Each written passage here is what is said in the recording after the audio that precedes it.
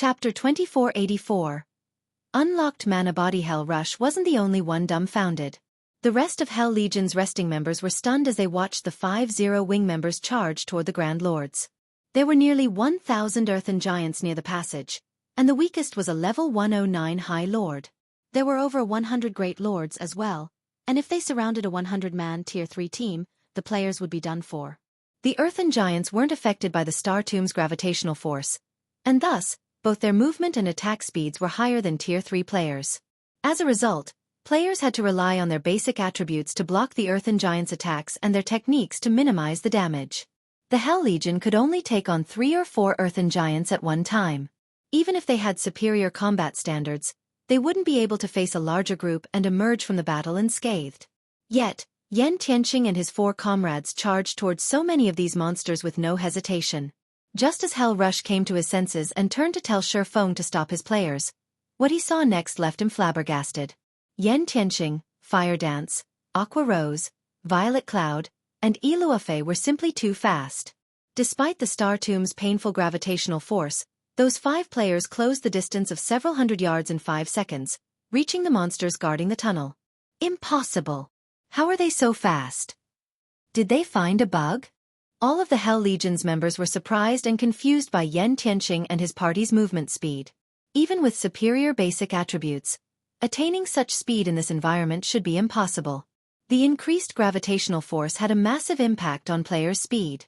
Even if a Tier 2 player had double or triple their basic attributes, the Star Tomb's gravitational force wasn't something that could simply be overcome. The Hell Legion's members even suspected that reaching Tier 4 would only boost their speed to the Tier 2 standard. And yet, Yan Tianqing's group moved as easily as they did outside of the regional dungeon. It was unbelievable. Wait, why is the mana around them so dense? Hell Rush watched Yan Tianqing's group carefully for a moment, and a thought popped in his mind. Could they have already unlocked their mana bodies? Even as he wondered if it were possible, he found the idea laughable. Most of the various superpowers experts hadn't even begun to unlock their mana bodies, much less to their full potential. The Hell Legion member who had progressed the furthest had only unlocked 20% of their mana body. They still had a long road ahead to reach 100%. They'd likely need 1 or 2, perhaps even 4 or 5 months to accomplish the task. One couldn't simply unlock their mana body's full potential overnight. Players would have to continuously try to understand and control their mana bodies, starting the process from the very beginning. Hence, it was a long and arduous process. However, the mana surrounding Yan Tianqing's group was so strong that it puzzled Hell Rush. Thus far, Yan Tianqing and the others hadn't participated in any of their battles, so Hell Rush hadn't noticed anything different about the mana around them. He had assumed that they used some special weapon or equipment piece that made the mana around them so dense.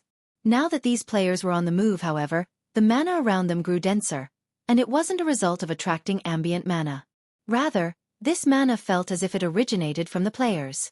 Before Hell Rush could shake the thought, however, Yan Tianqing and his companions reached their targets.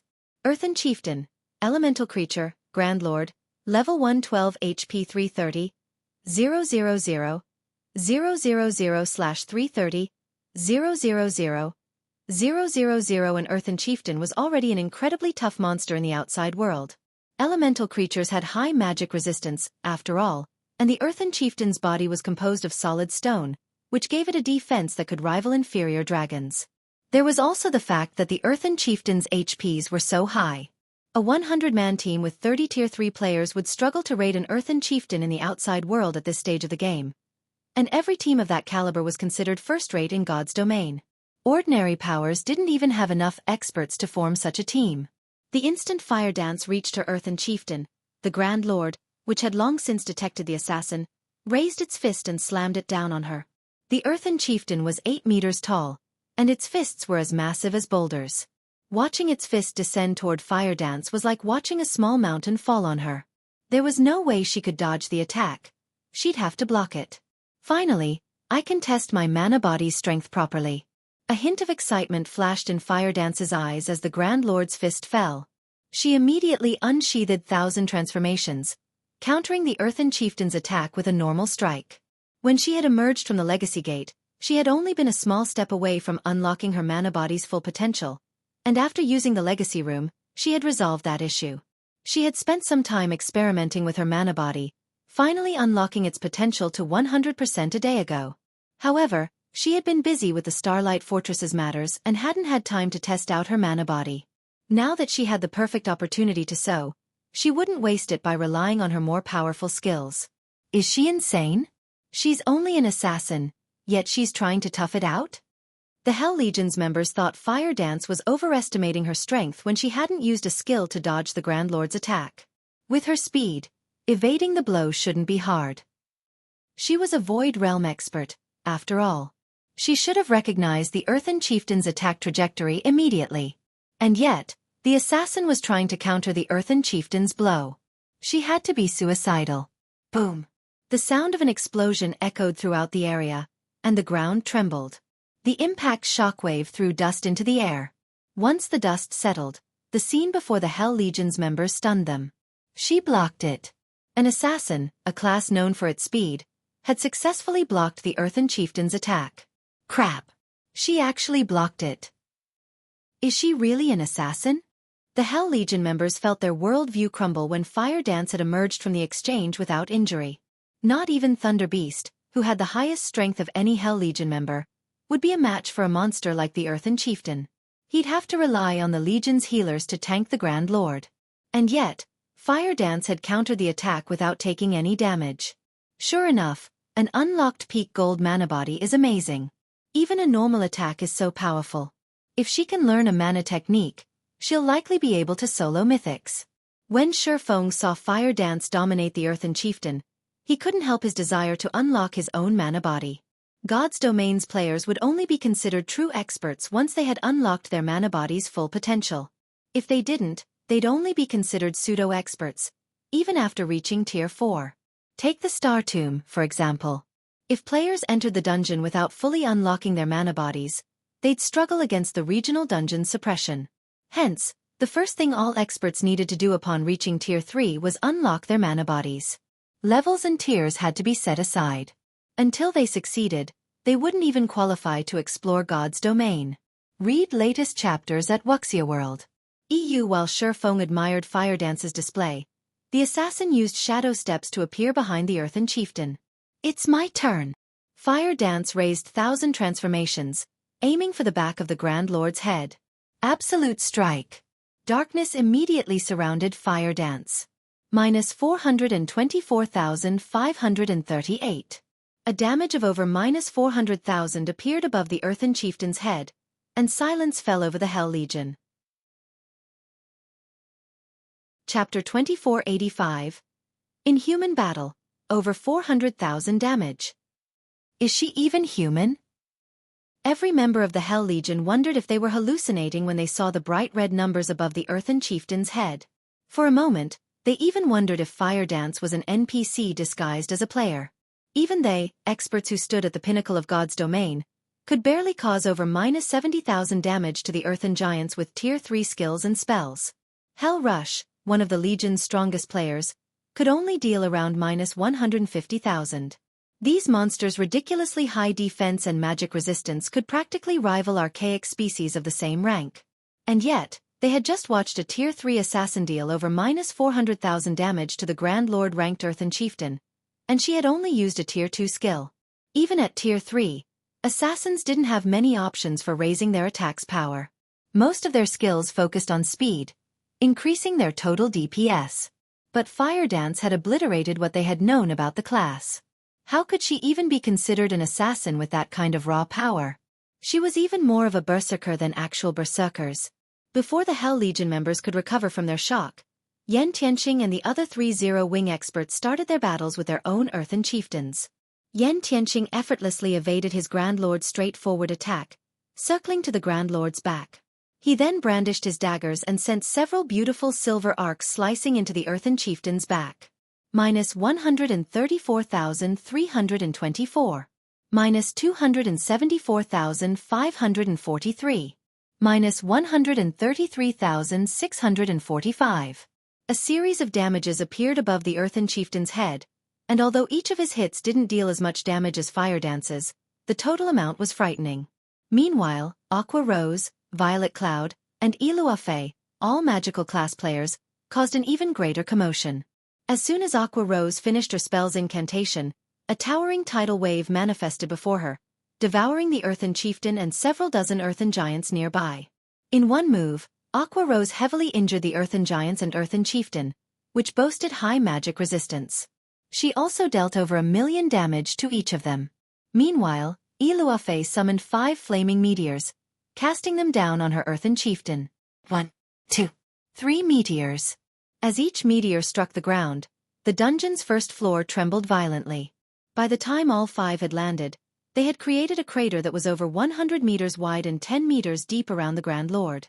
Of the 3 Earthen Chieftains that faced these magical class players, however, Violet Cloud's target was in the worst state. 300 shadow blades danced around the Grand Lord, each with enough force to make the monster stumble. When all 300 attacked as one, the outcome could only be described as a tragedy. How does Zero Wing have so many monstrous players? At this point, every member of the Hell Legion believed that Yan Tianqing's party could slay the 5 Earthen Chieftains, let alone keep them distracted. They only might need some time to defeat the monsters. Even so, their combat power was astonishing. The 5 Zero Wing experts single-handedly suppressed the Star Tomb's Grand Lords, and not one of them was an MT, Guild Leader Black Flame. Have they fully unlocked their mana bodies? Hell Rush could not help but ask as he watched Fire Dance and the others fight. He couldn't think of any other reason that would allow those 5 players to display such incredible speed and power. Not even the various Super Guilds experts had unlocked their mana bodies' full potential. All of them were still exploring. It hadn't been long since these experts had reached Tier 3, after all. They have. All 5 have reached 100% of their mana body's potential. Xueqi confirmed with a nod. He had no intention of hiding the fact, nor could he. He couldn't explain away the strength Yan Tianqing and the other 4 displayed as higher basic attributes. Even if they had double or triple their basic attributes, they wouldn't exhibit such impressive combat power. Players could only accomplish this feat by unlocking their mana body's full potential. It was a pity that Shadow Sword, Cola, Turtle Dove, and Alluring Summer hadn't progressed this far yet. Even Alluring Summer had only unlocked 98% of her potential. If she had been able to bridge that final gap, their team would have had a much easier time exploring the Star Tomb. All 5 of them have fully unlocked their mana bodies? Hell Rush and the vice commanders around him gasped when they heard Xueqi's answer. They had suspected this might be the case, but they couldn't help their astonishment when Xueqi had confirmed it. Even the strongest player in Netherworld Empire had only unlocked 20% of their mana body's potential. They'd still need another month or 2 to reach 100%. They would still need at least 1 or 2 months to reach 100% potential. Yet, Zero Wing, a guild that had started from nothing in God's domain and wasn't supported by any major corporation, had nurtured 5 experts with fully unlocked mana bodies. It was unbelievable. Would you be willing to offer some guidance regarding mana bodies, Guild Leader Black Flame? If you are, I can represent my guild in offering to garrison 50,000 experts in the Starlight Fortress long-term. Netherworld Empire will also supply Zero Wing with various rare materials from the Western continent, Hellrush proposed, trying to contain his excitement. Everyone's mana body was different, and players would gain very little from others' experiences. But the fact that Zero Wing had nurtured 5 experts with fully unlocked mana bodies proved that it could help players accomplish the feat. Anyone that said otherwise was either lying or a fool. Players would see huge differences in their accomplishments, depending on how soon they unlocked their mana body's potential. The difference between the combat power Zero Wing's members displayed and that of the Hell Legion made that much obvious. After Hell Rush presented his offer and request, the rest of his comrades grew restless, watching Xueqi. They all wanted to hear his answer. Before this, they hadn't realized how effective a fully unlocked mana body would be on one's combat power. But after seeing Yan Tianqing and his companions' performance, they were sure of one thing. Tier 3 players that hadn't unlocked their mana bodies were pests in comparison. Many of the Hell Legion's members had just as high combat standards as Fire Dance and the others. But if they had to fight any of those 5 players, they'd refuse. The difference between their overall combat power was like the difference between heaven and earth. They even suspected that Fire Dance and her party could take on 30 Hell Legion members simultaneously. Read latest chapters at Xueqi World. The more Hell Legion's experts thought about it, the more restless they became. Rather than their earlier prideful attitude, they all watched Xueqi with anticipation and hunger. Weapons and equipment were secondary concerns for experts like them. Their individual strength was far more important. In fact, they had joined their guild in the pursuit of greater strength. Don't worry about the 50,000 experts. Xueqi dismissed the offer. He could not help but shake his head and chuckle when he saw everyone's eager looks. Offering guidance for unlocking your mana bodies isn't necessarily impossible. But in exchange, I'd like Netherworld Empire to help me with another matter. In exchange, I will offer some advice. Although I cannot help all of you unlock your mana body's full potential in a short time, I can help you complete the task with a little more speed. Hell Rush had to calm his heart again when Xueqi had agreed. He responded immediately, Guild Leader Black Flame, please, state your demands. If I have the authority to agree to them, I can do so on my guild's behalf. It's very simple. I need 1 month. I want Hell Legion under my command for 1 full month. Xueqi raised a finger and swept his gaze across the Hell Legion members. Chapter 2486. Earthen Chieftains Loot. When Xueqi finished speaking, Hell Rush and the others revealed astonished expressions on their faces. You want to employ us for a month? Hell Rush could not help hesitating upon hearing Xueqi's demand. Had the swordsman asked for financial assistance, he could have easily approved the request with his authority. However, hiring the entire Hell Legion for 1 whole month was a different story. The Hell Legion was one of Netherworld Empire's trump card legions. The Legion's first priority was the improvement of its members' strength and level, which was why the guild would invest tons of resources in the Legion. It might be fine if Xueqi wished to employ the Hell Legion for 1 or 2 days, but an employment period of 1 whole month was something else altogether. A month might not be particularly long, but it wasn't particularly short, either. Netherworld Empire might be willing to use money and resources to exchange for the improvement of its members' combat power, but not a large amount of its trump card legion's time. After all, the reason behind Netherworld's considerable investment of resources in the development of its members was to buy time for itself. To be precise, it was to save time and gain an advantage over their competitors. Selling the time of one of its trump card legions would be akin to putting the cart before the horse. Moreover, the Hell Legion had plenty of tasks it needed to handle.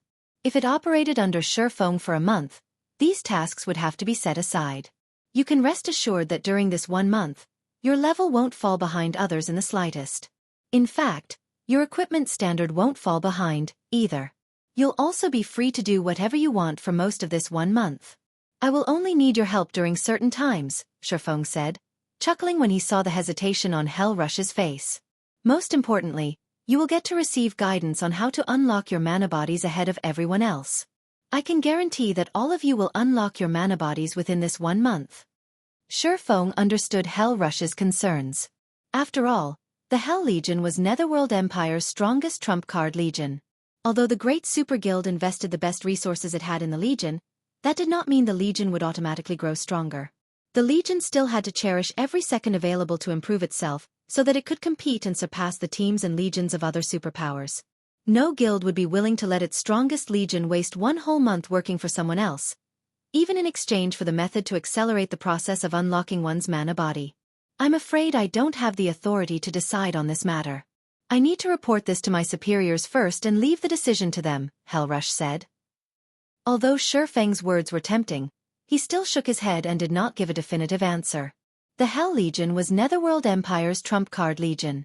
The resources Netherworld Empire could obtain and invest in the Hell Legion were not something Xueqi could possibly get his hands on. Moreover, Netherworld Empire might not have any methods to accelerate the unlocking process of a player's mana body now. But that might not be the case a few days later. If the Great Super Guild happened to come across such a method soon after signing a contract with Xueqi, the Hell Legion would waste 1 month of its time for nothing.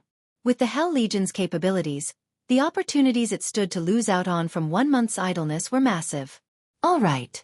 I'm not in a hurry to settle this deal. You can think it over once you return, Xueqi said, not the slightest bit surprised by Hell Rush's reply. After all, this was no longer a decision Hell Rush could make as the Hell Legion's commander. Only Netherworld Empire's guild leader and grand elders could. Thank you for your understanding, Guild Leader Black Flame. We will give you a reply as soon as possible, Hell Rush said, nodding. Inwardly though, he felt that the likelihood of his higher-ups approving this transaction was minimal. After all, a month was simply too long, especially with the number of Tier 3 players in God's domain rapidly increasing. Meanwhile, Kola, who had overheard the conversation, looked at Xueqi in confusion. Guild leader, are you really planning to let them enter the Legacy Gate? Kola asked in a quiet tone, a pained expression appearing on his face. Kola had personally experienced the Legacy Gate's benefits. It was undoubtedly the best place to improve one's mana body.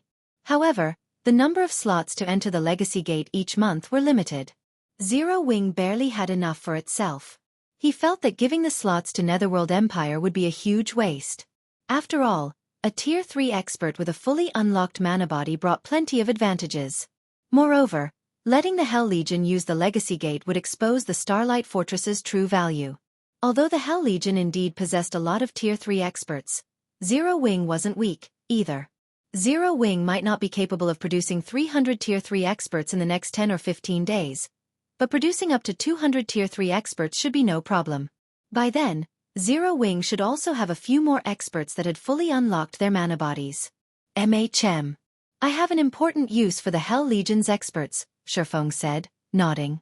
An important use? Xueqi's words confused Kola. He simply couldn't understand what Xueqi would need the Hell Legion for.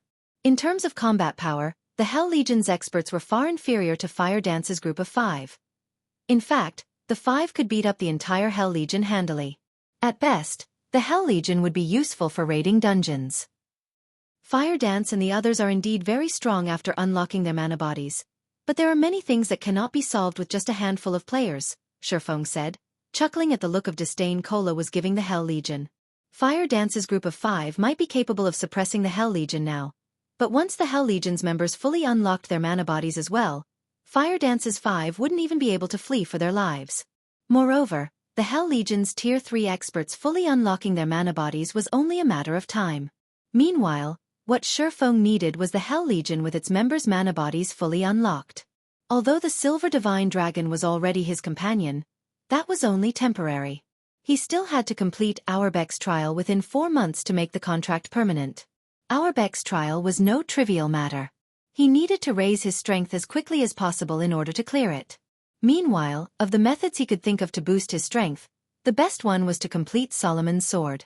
However, the locations of the remaining fragments of Solomon's Sword were simply too dangerous.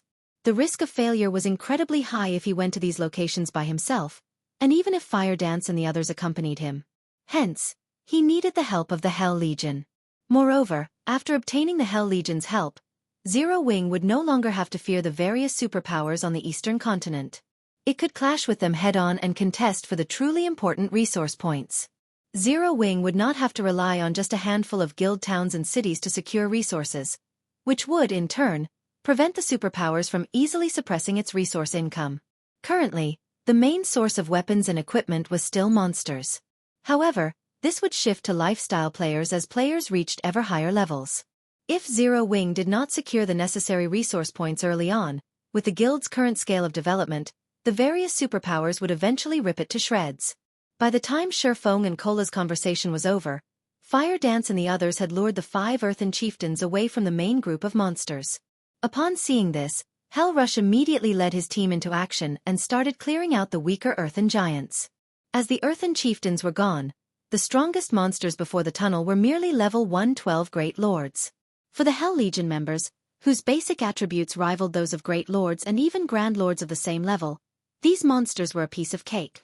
The only inconvenience was their reduced mobility, which slowed their clearing speed by a significant margin.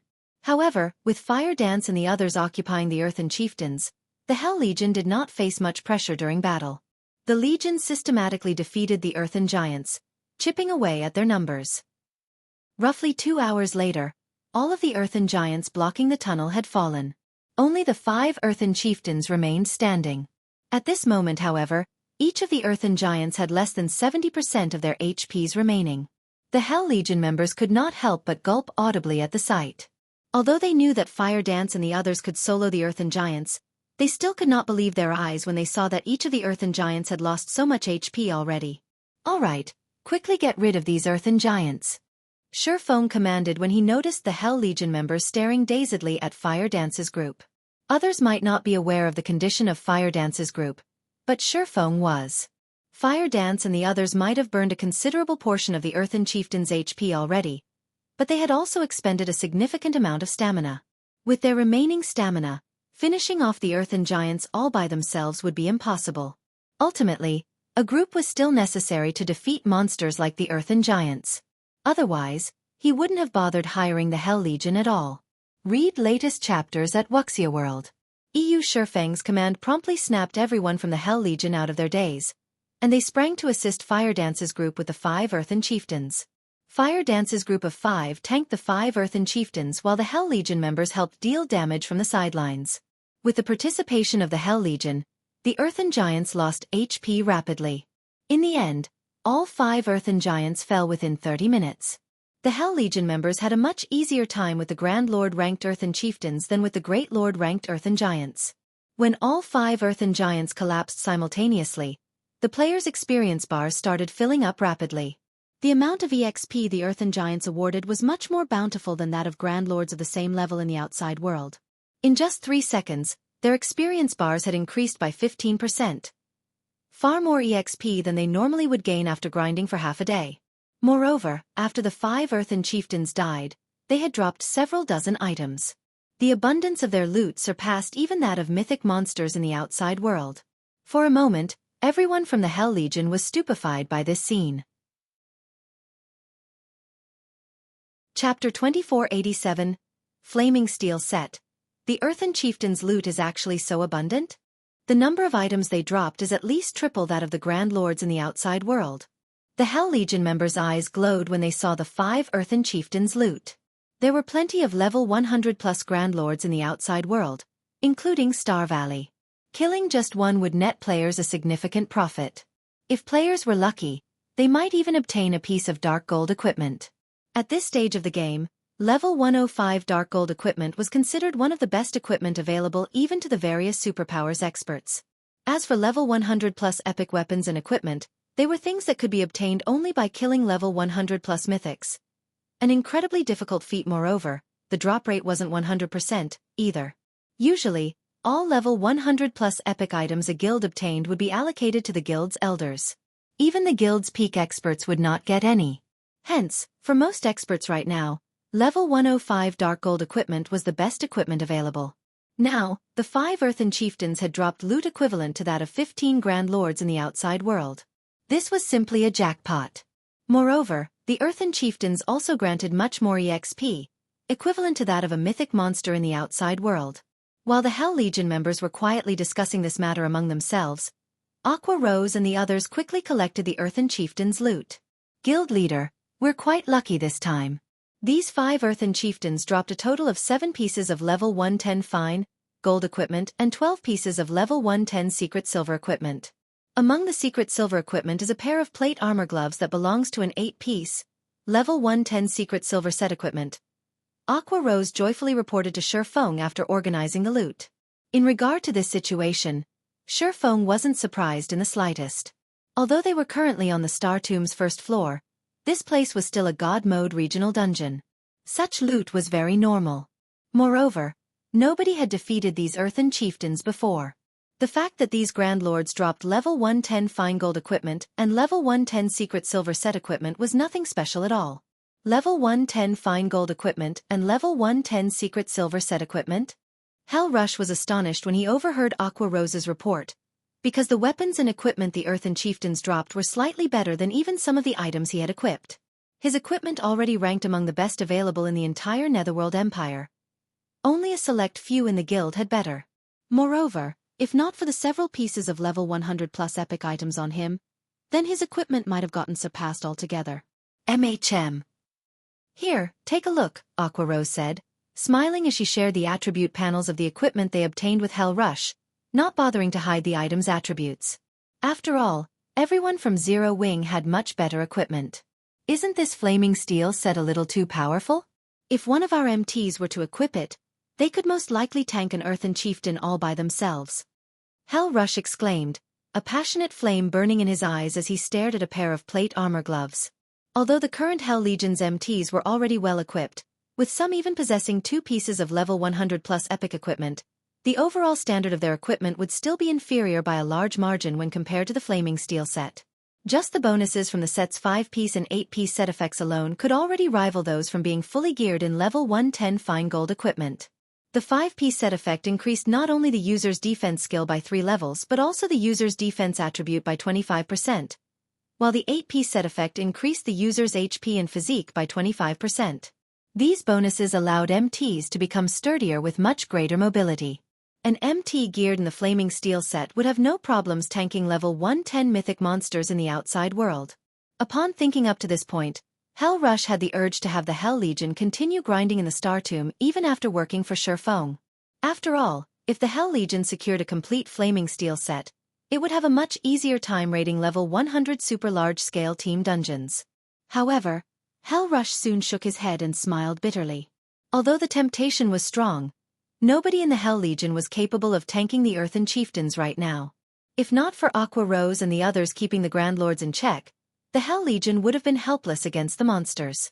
If Commander Rush likes this Flaming Steel set, once we collect a full set, I don't mind selling it to you, Xueqi said, smiling when he saw Hell Rush fall silent after seeing the Flaming Steel set's attributes. Guild Leader Black Flame, are you serious? Hell Rush reflexively sought confirmation. The Flaming Steel set was top-tier set equipment for MTs, which definitely could not be bought in the outside world. In fact, even the various super guilds did not possess such excellent set equipment right now. Moreover, one could use the Flaming Steel set up to level 115. Actually, although the set could grow only up to level 115, with how excellent its attributes were, players should still be able to use it even after reaching level 120. Only epic equipment could surpass the Flaming Steel set. Of course. I never joke. In fact, if the Hell Legion accepts my condition, let alone one Flaming Steel set, even obtaining 20 or 30 sets of set equipment on par with the Flaming Steel set wouldn't be a problem, Xueqi said, nodding. The Flaming Steel set was indeed excellent for current Tier 3 players. However, as more players fully unlocked their mana bodies, such set equipment would become very common. Not to mention, after a certain point, experts should only be geared in dark gold equipment or set equipment at the very minimum because past level 100, only dark gold equipment or better could adapt to players' mana bodies.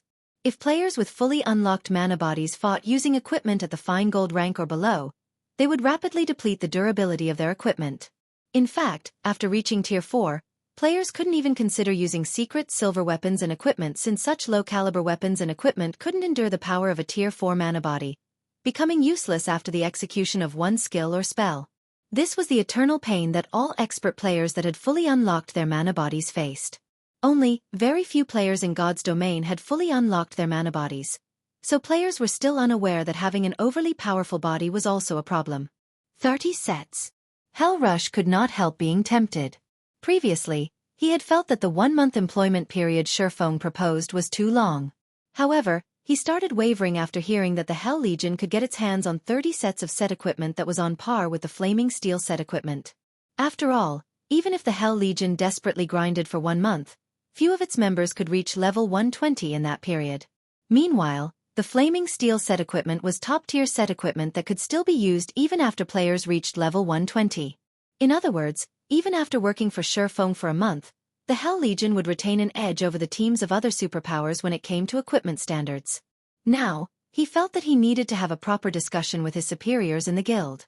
Since we've taken care of the monsters already, we should head to the second floor. If we continue resting here, the monsters might respawn, Xueqi said after seeing that everyone was sufficiently rested. Everyone promptly stood up from the ground and entered the tunnel leading to the Star Tomb's second floor. The tunnel was long and narrow. Not only did it not have any monsters, but the ambient mana inside was also incredibly dense. This situation allowed everyone to relax their mental states considerably. Meanwhile, after walking for around 5 minutes, the team arrived on the Star Tomb's second floor, where a strong pressure greeted everyone. Why is the gravity here so much higher than on the first floor? Aqua Rose immediately felt uncomfortable when she stepped onto the second floor. On the first floor, she had barely felt the effects of the increased gravitational force. Now, however, she could actually feel her body growing significantly heavier. Even her mobility was negatively affected. The gravity here is twice as strong as that of the first floor. It seems this floor will be our limit. When Xueqi sensed the gravitational force on the second floor, he too felt a little surprised. He never thought that the gravity here would be so powerful. From what he knew, the gravitational force players experienced inside the Star Tomb would grow ever higher with each floor they climbed. Hence, Ascending the star tomb was incredibly difficult. After reaching the 4th floor, even Tier 3 players that had their mana bodies fully unlocked would be incapable of combat without anti-gravity equipment. However, anti-gravity equipment had always been considered incredibly rare in God's domain. In fact, lifestyle players couldn't produce it, as its creation involved ancient technology. Following which, Xueqi and the others started clearing out the monsters outside the tunnel's exit. Although the gravitational force on the 2nd floor had doubled, the monsters' strength and levels had barely increased. The only obvious difference was the larger number of Great Lord-ranked earthen giants in each group of monsters. However, this change did not affect Xueqi and the others at all. Moreover, to everyone's surprise, the monsters here granted at least 3 times more EXP than the monsters found on the 1st floor. As a result, everyone's leveling speed was now at least 50% faster than if they grinded in the outside world. In addition, the loot the monsters dropped was also much better. Even the Great Lord-ranked earthen giants occasionally dropped level 110 fine gold equipment. Aside from having better loot, the Star Tomb's 2nd floor had much thinner mana than the 1st floor. Hence, everyone could actually improve their control over the mana inside their mana bodies as they fought, which inspired everyone to fight much more fervently. Read latest chapters at Xueqi World. EU. In such a way, the team grinded on the 2nd floor for 2 whole days, moving from the outer area to the inner area. Many players on the team leveled up from the abundant EXP. Unfortunately for Xueqi, as he had reached level 111 already, the amount of EXP he received from the 2nd floor's monsters wasn't particularly abundant. Hence, he did not manage to level up. As if to rub salt in the wound, despite killing numerous Grand Lords, he still didn't obtain a Star of Light during the past 2 days of grinding, contrary to his expectations. Guild leader, I discovered an inferior legendary treasure chest over here. Fire Dance, who was scouting ahead of the team, reported excitedly through the team chat. An inferior legendary treasure chest? Xueqi was stunned when he heard Fire Dance's words. How is this possible? According to his memories, the Star Tomb shouldn't possess a single treasure chest, much less an inferior legendary treasure chest.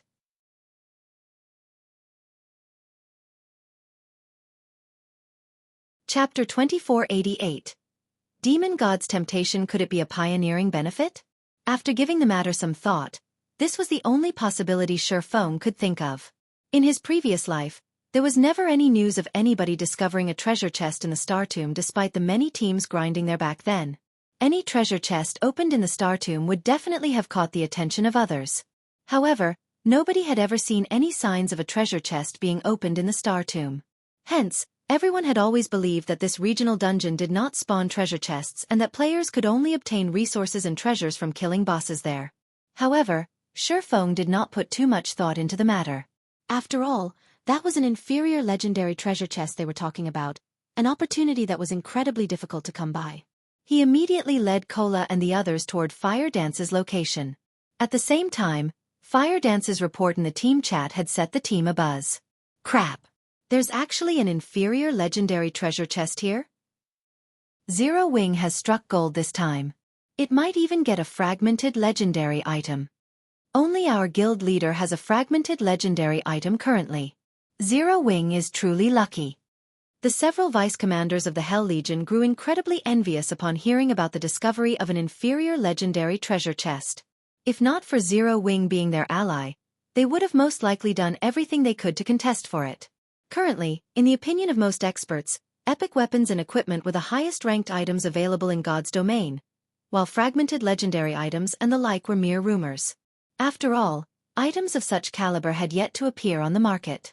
In fact, the majority of the various superpowers still didn't have any concrete information relating to fragmented legendary items. According to Netherworld Empire's investigations, there shouldn't be more than 10 fragmented legendary items in the hands of players right now. Moreover, only a few in the guild's upper echelon knew about this information. As for the strength of fragmented legendary items, the guild upper echelon, like themselves, had personally witnessed it before. It was not something epic weapons and equipment could hope to match. Fragmented legendary items allowed players to undergo a qualitative transformation. If they could obtain just one fragmented legendary item, they would instantly soar to the apex of God's domain. Most importantly, fragmented legendary items could be used forever, continuously growing stronger as players reached higher levels, and would never fall behind the times. Hence, Netherworld Empire had always been frantically searching for clues to fragmented legendary items and would go all out in following any clues it found. In fact, the guild wouldn't even mind letting the entire Hell Legion suffer annihilation if it meant obtaining a fragmented legendary item. However, according to Netherworld Empire's research, the chances of getting a fragmented legendary item from epic treasure chests were minimal. Only inferior legendary treasure chests had a significant chance of awarding such an item. The Star Tomb's pioneering benefits are this excellent? Hell Rush also could not help growing envious in this situation. It seems we'll really need to go all out in exploring the Star Tomb after this job. Although he knew that the Star Tomb definitely contained bountiful resources and treasures as a God Mode regional dungeon, he never imagined that it would be to such an extent. They were only on the Star Tomb's second floor, yet they had already come across an inferior legendary treasure chest. If even the second floor had such amazing treasures, he simply could not fathom how amazing the treasures on the higher floors would be. After the Hell Legion's members discussed this matter briefly among themselves, they quickly followed Xueqi toward Fire Dance's location. The environment of the Star Tomb's second floor was a tropical rainforest. However, unlike the rainforests in the real world, the rainforest here was home to colossal trees. Entering this place felt like entering a land for giants. Ordinary humans would look incredibly small here. After traveling through the forest for around 20 minutes, the team arrived before a barren hill, which actually had an ancient temple erected on it. A dark fog enveloped this shrine, evoking an indescribably gloomy sensation. Through the open gates, one could see a gigantic treasure chest sitting in the middle of the shrine. This treasure chest gave off the distinctive orange-red glow of an inferior legendary treasure chest. Guild leader, we've struck the jackpot this time. It really is an inferior legendary treasure chest. Kola said, excitement surfacing on his face when he spotted the gigantic treasure chest. This was no longer Kola's first time seeing an inferior legendary treasure chest. Although he didn't think that Fire Dance would make a mistake, after verifying Fire Dance's claim with his own eyes, he still could not help his surprise. After all, he had personally experienced the strength of a fragmented legendary item before. At this moment, aside from Kola, Aqua Rose and the other Zero Wing members present also revealed excited expressions on their faces. After all, so long as they managed to obtain a fragmented legendary item from the treasure chest, Zero Wing would have another Apex expert, something the guild lacked the most right now. However, unlike the Zero Wing experts, the members of the Hell Legion did not reveal any joy or envy upon seeing the inferior legendary treasure chest. On the contrary, they even started shaking their heads in disappointment. What a pity! The greater the treasure stored inside a demon god's temptation, the more difficult the trial would be. Previously, a trial that housed an epic treasure chest already forced players to go up against a demon god's phantom of the same level and tier. With the reward being an inferior legendary treasure chest right now, I'm afraid the phantom summoned will be at least one tier higher than the challenger, Hellrush advised. He, too, was tempted by the prospects of obtaining an inferior legendary treasure chest. If there were even the slightest possibility of success, he would most likely give the trial a try. However, that was not the case for the trial before him. Challenging it would be akin to making a bet guaranteed to lose. After all, the opponent summoned would be a Tier 4 phantom of a god. The other members of the Hell Legion also agreed with Hellrush's words. With their current strength, they could only admire the inferior legendary treasure chest from afar. They had to be tired of living to try to obtain it. No, we're not completely without options, Xueqi suddenly said.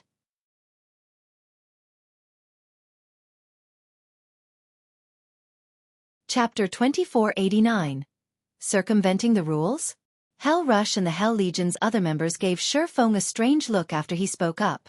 They had already explained the demon god's temptation to the Eastern players. They hadn't expected that Xueqi would still aim to claim the inferior legendary treasure chest. Trying to take that chest would be the equivalent of trading one's life for wealth. Guild leader Black Flame, you won't be able to use your berserk skills or any magic tools once inside the temple. You'd have to face the demon god's phantom by relying on your own power. Although the phantom isn't a true demon god, a demon god did create it. It's far stronger than a hero of the same level and tier, Hellrush explained. If you fail, you'll have to remake your account. Hellrush could sympathize with Xueqi's desire. An inferior legendary treasure chest was just that tempting. That treasure chest had a very high chance of bestowing a fragmented legendary item to whoever opened it. But, Xueqi didn't know how powerful a demon god's phantom was. Hell Rush might have considered the task of obtaining the chest too, if he hadn't seen a demon god's phantom for himself, but he had.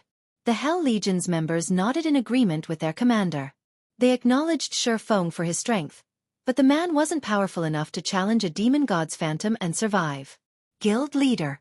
Xueqi's statement even made Aqua Rose a little nervous. He hadn't even unlocked his mana body's full potential, and in the Star Tomb, he had slightly less combat power than she did. If Xueqi failed the trial, he'd take Zero Wing down with him. The man was the symbol of Zero Wing, and if he were forced to remake his account, the guild would quickly crumble. You misunderstand. I have no intention of challenging the demon god's phantom directly, Xueqi explained, noticing his comrade's anxious expressions. I'm just saying that obtaining that treasure chest is possible. Obtaining the treasure chest without challenging the demon god's phantom? Hell Rush gave Xueqi a confused look. He thought the man must be joking. Once players entered the temple, they couldn't leave until the trial until they completed it. If Xueqi didn't defeat the demon god's phantom, how would he claim the treasure chest? Yes, though it will be somewhat difficult, Xueqi answered, nodding. He then turned to Aqua Rose and said, set up a starlight gathering magic array around the temple. Then, I want you to stand guard and prevent any monsters from approaching. Xueqi knew far more about the ancient gods and their phantoms than anyone in God's domain. Not even a dragon of the same tier would approach an area guarded by an ancient god's phantom. The phantom's strength was on par with that of a divine dragon. As he was now, he wouldn't last 3 or 4 hits against a demon god's phantom of the same tier, much less against a phantom that was 1 tier higher. While he might not be able to defeat a demon god's phantom, however, obtaining that treasure chest was a different story. Many confident experts had challenged demon god's temptations during his previous life, but they had all been forced to set up new accounts. Not even Apex experts had succeeded. However, one independent player had secured the treasure within a demon god's temptation at some point, and that independent expert had posted about his victory on the forums. The incident had shaken God's domain to its core, inspiring curiosity in every player. The various superpowers had even tried to recruit this independent player, offering an elder position, even a grand elder position, within their guilds. When the superpowers had finally located the player, however, what they had found had left them dumbfounded. That independent player had only been an ordinary expert. He hadn't even reached the refinement realm at that point. No one had expected the outcome. So many experts, including domain realm experts wielding fragmented legendary items, had tried to clear demon god's temptations, yet none had lasted more than 10 seconds against the demon god's phantom. Naturally, they hadn't secured the treasure, either. After detailed interviews, the various superpowers had learned that the independent player hadn't actually challenged the demon god's temptation. Rather, he had found the treasure hidden within the temple. To claim the treasure for himself, he had merely decoded the magic arrays that had protected the temple. Once a player decoded the magic arrays, they could use magic tools within the temple. This made it possible to pin down the demon god's temple long enough to flee with the treasure. Astounded, none of the various superpowers had considered that there was a way to bypass the system's rules. Every player in God's domain had long since memorized the main God system's various rules and determined that players simply couldn't challenge these rules. However, the main God system had never indicated that challenging existing rules was impossible. Players had simply convinced themselves that the concept was fact. Of course, the method the independent player had employed wasn't easy. Decoding the temple's magic arrays required a lot of time, and demon god's temptations didn't exist for long, with most only lasting 2 days.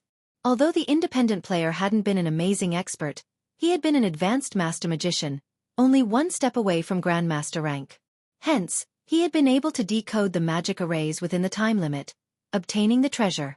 Unfortunately, of the many powers that had attempted to use the same method, very few had succeeded. Demon god's temptations appeared at random, and even if players found one, challenging it would be pointless if they couldn't decode the magic arrays before the temple vanished. Even if they succeeded, they'd still have to escape the demon god's phantom. If they couldn't last 20 or 30 seconds, escaping with the treasure would be impossible. Now that Xueqi was a master magician, albeit only at basic rank, he had a chance of decoding the temple's magic arrays. The time limit was the only problem. But Xueqi couldn't care less. Since he had stumbled across a demon god's temptation, giving up without trying would be a waste. Meanwhile, confused, Aqua Rose and her companions did as they were told, setting up a starlight gathering magic array around the temple.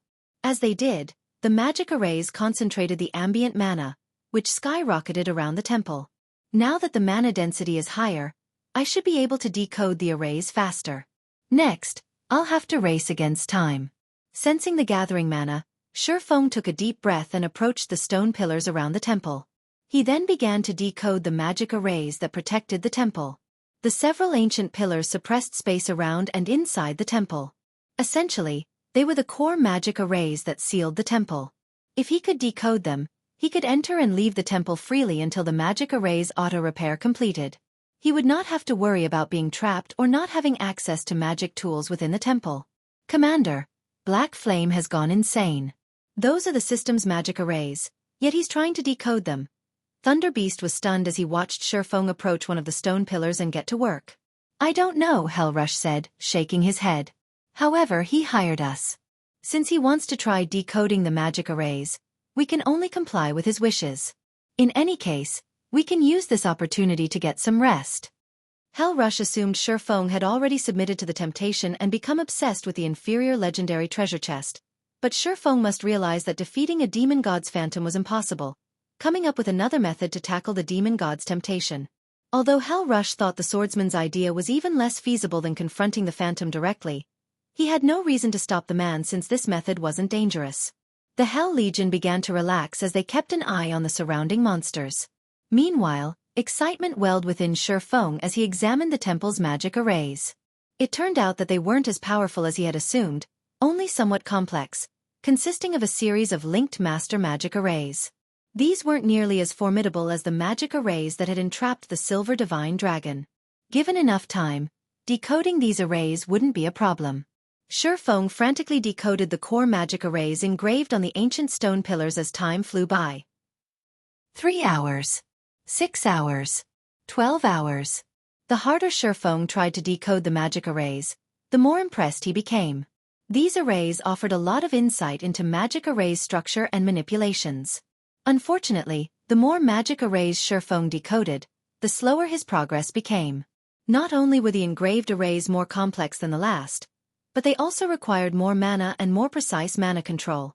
In the end, Xueqi had only decoded half of the magic arrays after more than a day had passed.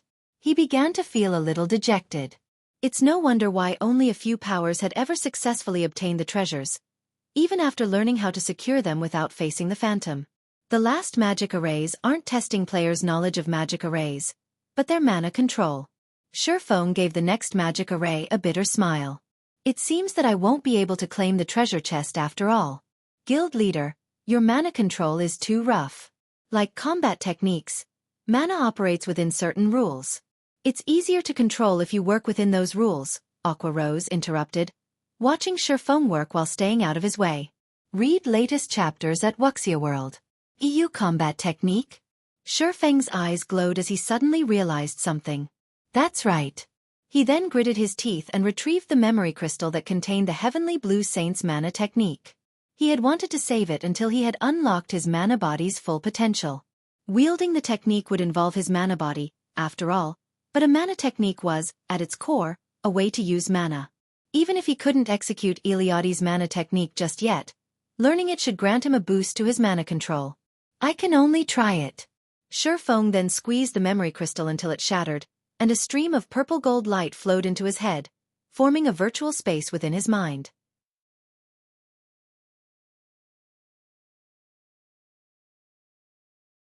Chapter 2490. Mana Technique Legacy. So, this is a mana technique legacy? Xueqi was shocked when a virtual space manifested within his mindscape. Within the virtual space, his body performed the 3 sword strikes Eliade had used against him in the legacy trial. It almost felt as if someone were controlling him, yet he could feel the flow of movement and mana inside him. He could also sense how his body and mana were controlled. This simulation was far more effective than watching someone else perform the technique. It's no wonder why so few people learned mana techniques in the past. This isn't something you can learn by watching someone else. Not only did one have to master the 4 major elements to use a mana technique, but they'd also have to master the 3 supreme elements. Even master magicians struggled to create magic arrays that manipulated all of the 4 major elements. One would have to familiarize themselves with each of the 4 mana types' movement patterns and create an array based on these patterns. The Heavenly Blue Saint's mana technique, however, was even more complex, requiring one to understand all 7 elements. Moreover, one would also need to guide all 7 through their mana body to execute the technique.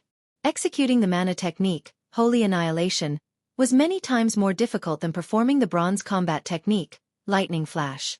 Executing Lightning Flash relied on physical movement, an action that players could become intimately familiar with.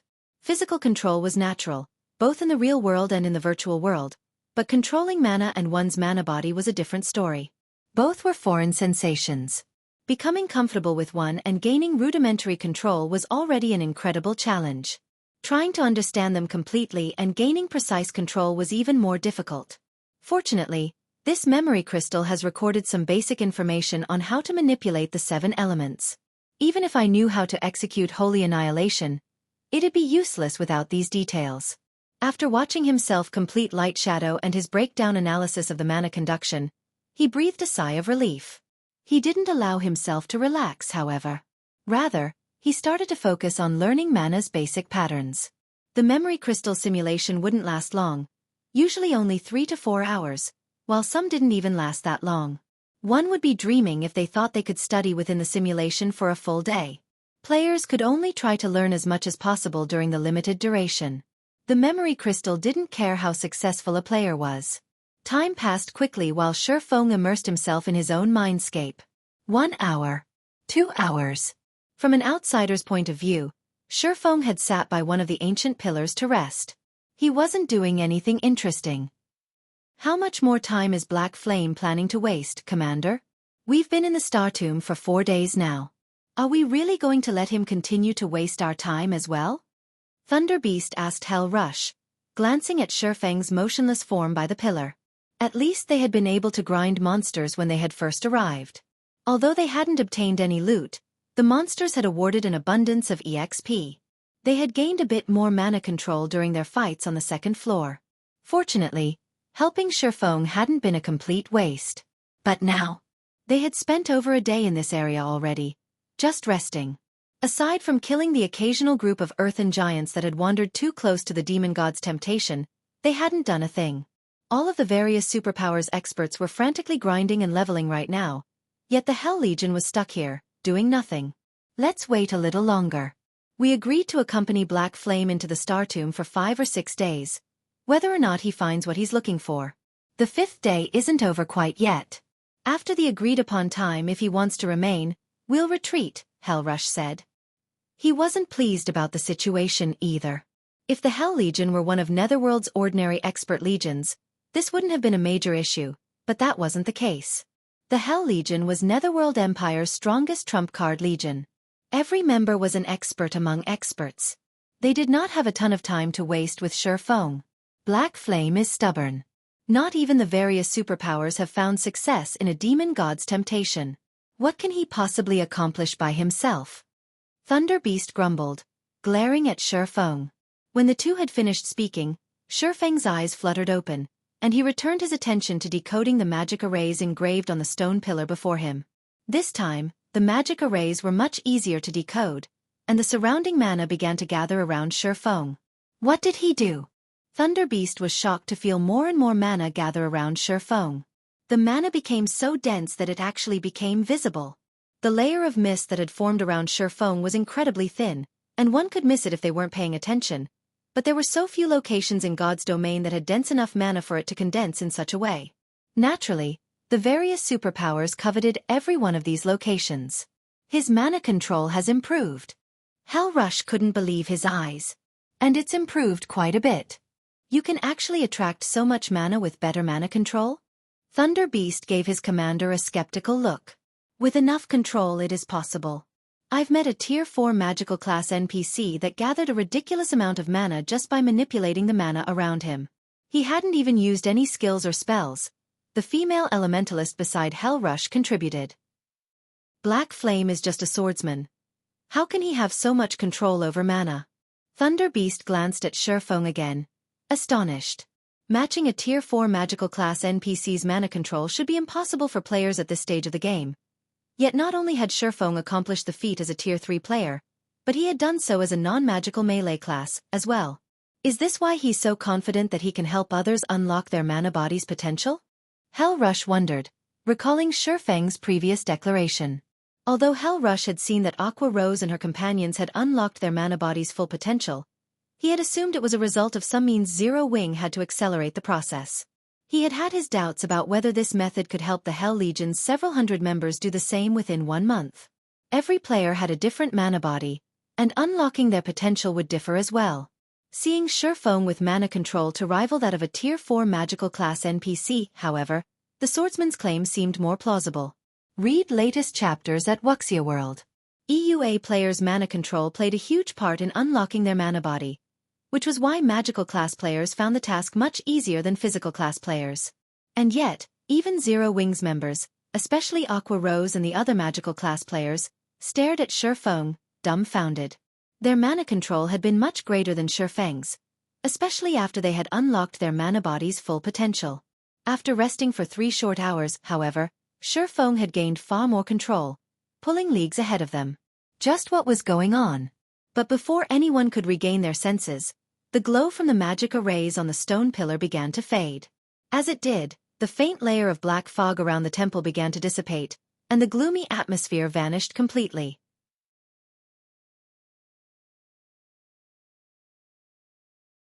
Chapter 2491. Basic Mana Control, he decoded it? Something like this is actually breakable? As the black fog disappeared, silence fell over the group of players as they stared at Xueqi in astonishment. They were 100 times more shocked than when the mana density around Xueqi had increased due to his mana control. The demon god's temptation temples had survived since ancient times, and the main god system had set the rules that governed them. Players had no choice but to follow these rules if they wished to complete the demon god's temptation. Not even the various superpowers could manage to get around these rules. None of God's domain's players would even dream of breaking these rules, since they had already accepted the main god system's rules as an integral part of their lives. However, Xueqi hadn't just refused to follow these rules. He actually broke them. He had shaken their very understanding of God's domain. He succeeded. How is this possible? Thunder Beast stared at Xueqi in shock. He could hardly believe what was happening, yet with the results of Xueqi's efforts before him, he couldn't deny it. Is he really a player? Thunder Beast began to suspect that Xueqi wasn't actually another player, but an NPC in disguise. First, Xueqi had displayed mana control that rivaled Tier 4 magical class NPCs. Then, he had successfully decoded the magic arrays that sealed the temple. Neither feat should be possible for current players. It's no wonder why Divine Tribe was willing to work with him, even without demanding some of the Starlight Fortress's shares and going as far as to station so many of its members in the fortress. Is this his true trump card?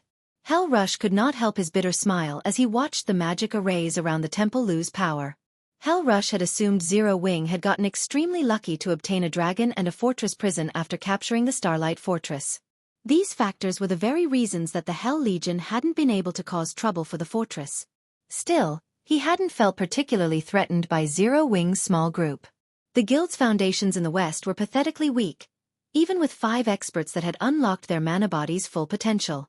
A handful of players wasn't enough to influence a guild standing in the overall competition between God's domain's many guilds, especially in the competition between the various superpowers. The various superpowers might not have the strength to take the Starlight Fortress now, but they could rely on another method: stealing the Fortress Lord's token. Although the Fortress Lord's token was heavily guarded, it couldn't be removed from the fortress. Normally, the ruling individual could only store the token in the Fortress Lord's mansion behind heavy security.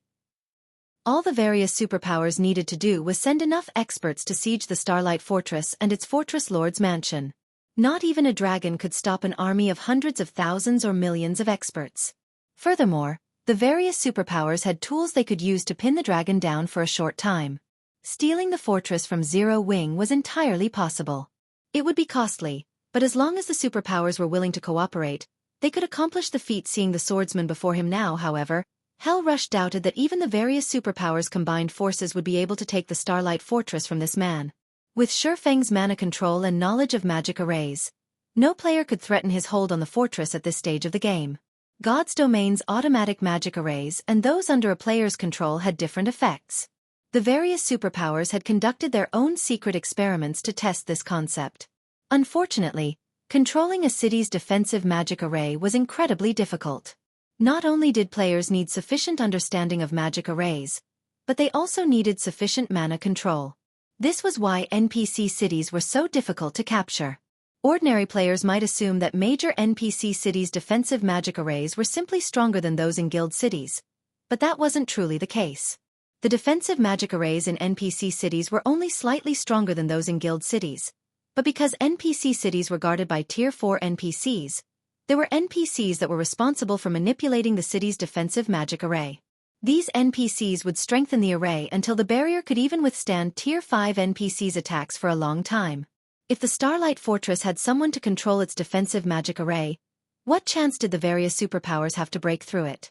While the Hell Legion's members were confused and stunned, excitement overwhelmed Xueqi.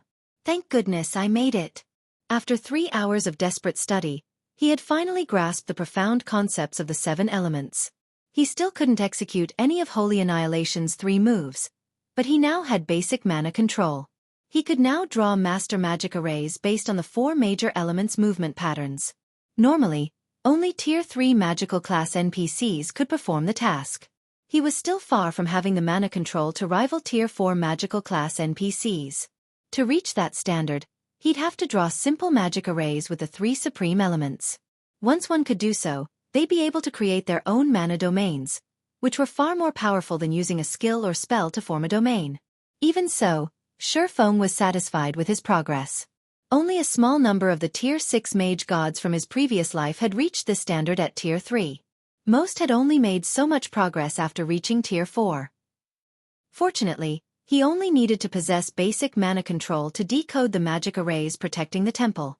As an additional bonus, he was now on the brink of becoming an intermediate master magician thanks to the Holy Annihilation legacy. Decoding these arrays proved far easier than it had been, and he completed the task in no time. His success also excited Aqua Rose and the other Zero-Wing experts. Now that the magic arrays had been decoded, they had a chance of claiming the temple's inferior legendary treasure chest. If they could get their hands on that treasure chest, Zero-Wing might gain another fragmented legendary item, which meant the guild could gain another apex expert. Before Aqua Rose and her companions could celebrate, however, a 7-meter-tall figure in pitch-black armor and wearing a horned helmet appeared within the temple.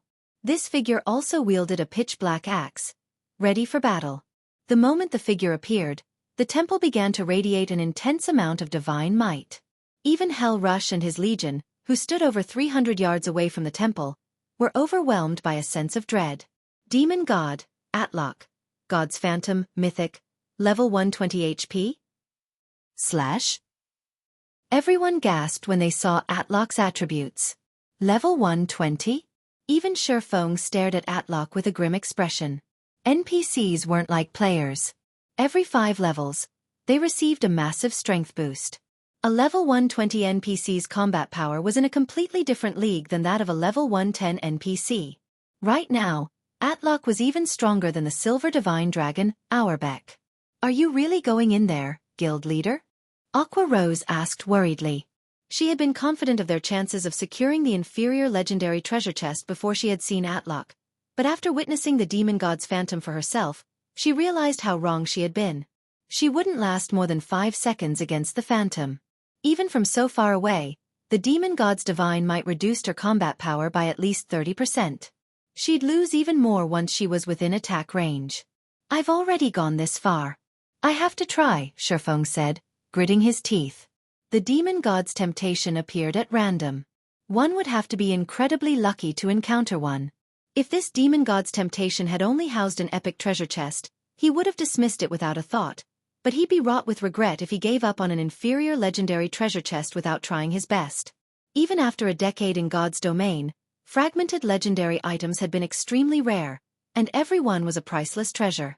Although Xueqi remembered a few clues that would lead to fragmented legendary items, whether or not he could claim them was another matter altogether. Since he had a high chance of securing a fragmented legendary item now, how could he walk away without putting up a fight?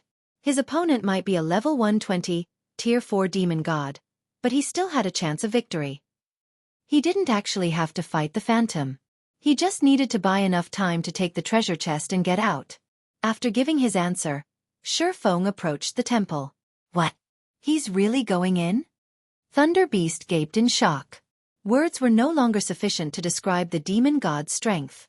Just having the courage to enter the temple was impressive, not to mention fighting Atlok. That demon god could likely even instant-kill Tier 4 NPCs, let alone current Tier 3 players. There was no way to buy time with such an opponent on one's heels. Read latest chapters at Wuxia World.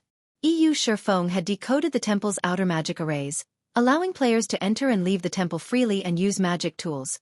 But the temple's inner magic array remained intact. The inner magic array ensured that only one player could enter the temple at a time. In other words, Xueqi would have to face the Tier 4 demon god by himself. How much time could he possibly buy himself? Puny adventurer, you are capable and brave. You've decoded the magic array I had set up outside, and you even dare to enter my temple after seeing my phantom. Atlok addressed Xueqi, a hint of recognition lacing his tone. However, his words also contained a trace of anger. But this ends now. Since you have dared to break my trial, I will eliminate you from this world. After saying so, the intensity of Atlok's divine might skyrocketed, and it felt as if a 1-ton weight had been dropped on Xueqi's shoulders. Even walking became a challenge. Sure enough, taking on a Tier 4 god's phantom won't be easy. Xueqi flashed Atlok a bitter smile as the phantom's divine might swept over him. I can only try my luck. Following which, Xueqi pulled a summon guard scroll from his bag and called Anna to his side.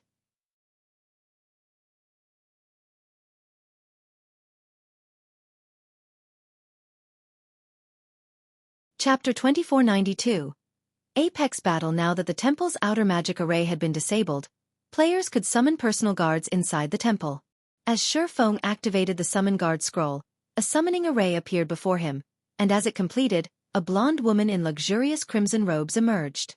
The moment this woman appeared, the mana, which had frozen due to Atlok's incredible divine might, began to relax and move. Xueqi also felt some of the pressure on him subside, making it far easier to move. What a high-leveled personal guard! Thunder Beast exclaimed when he saw Anna.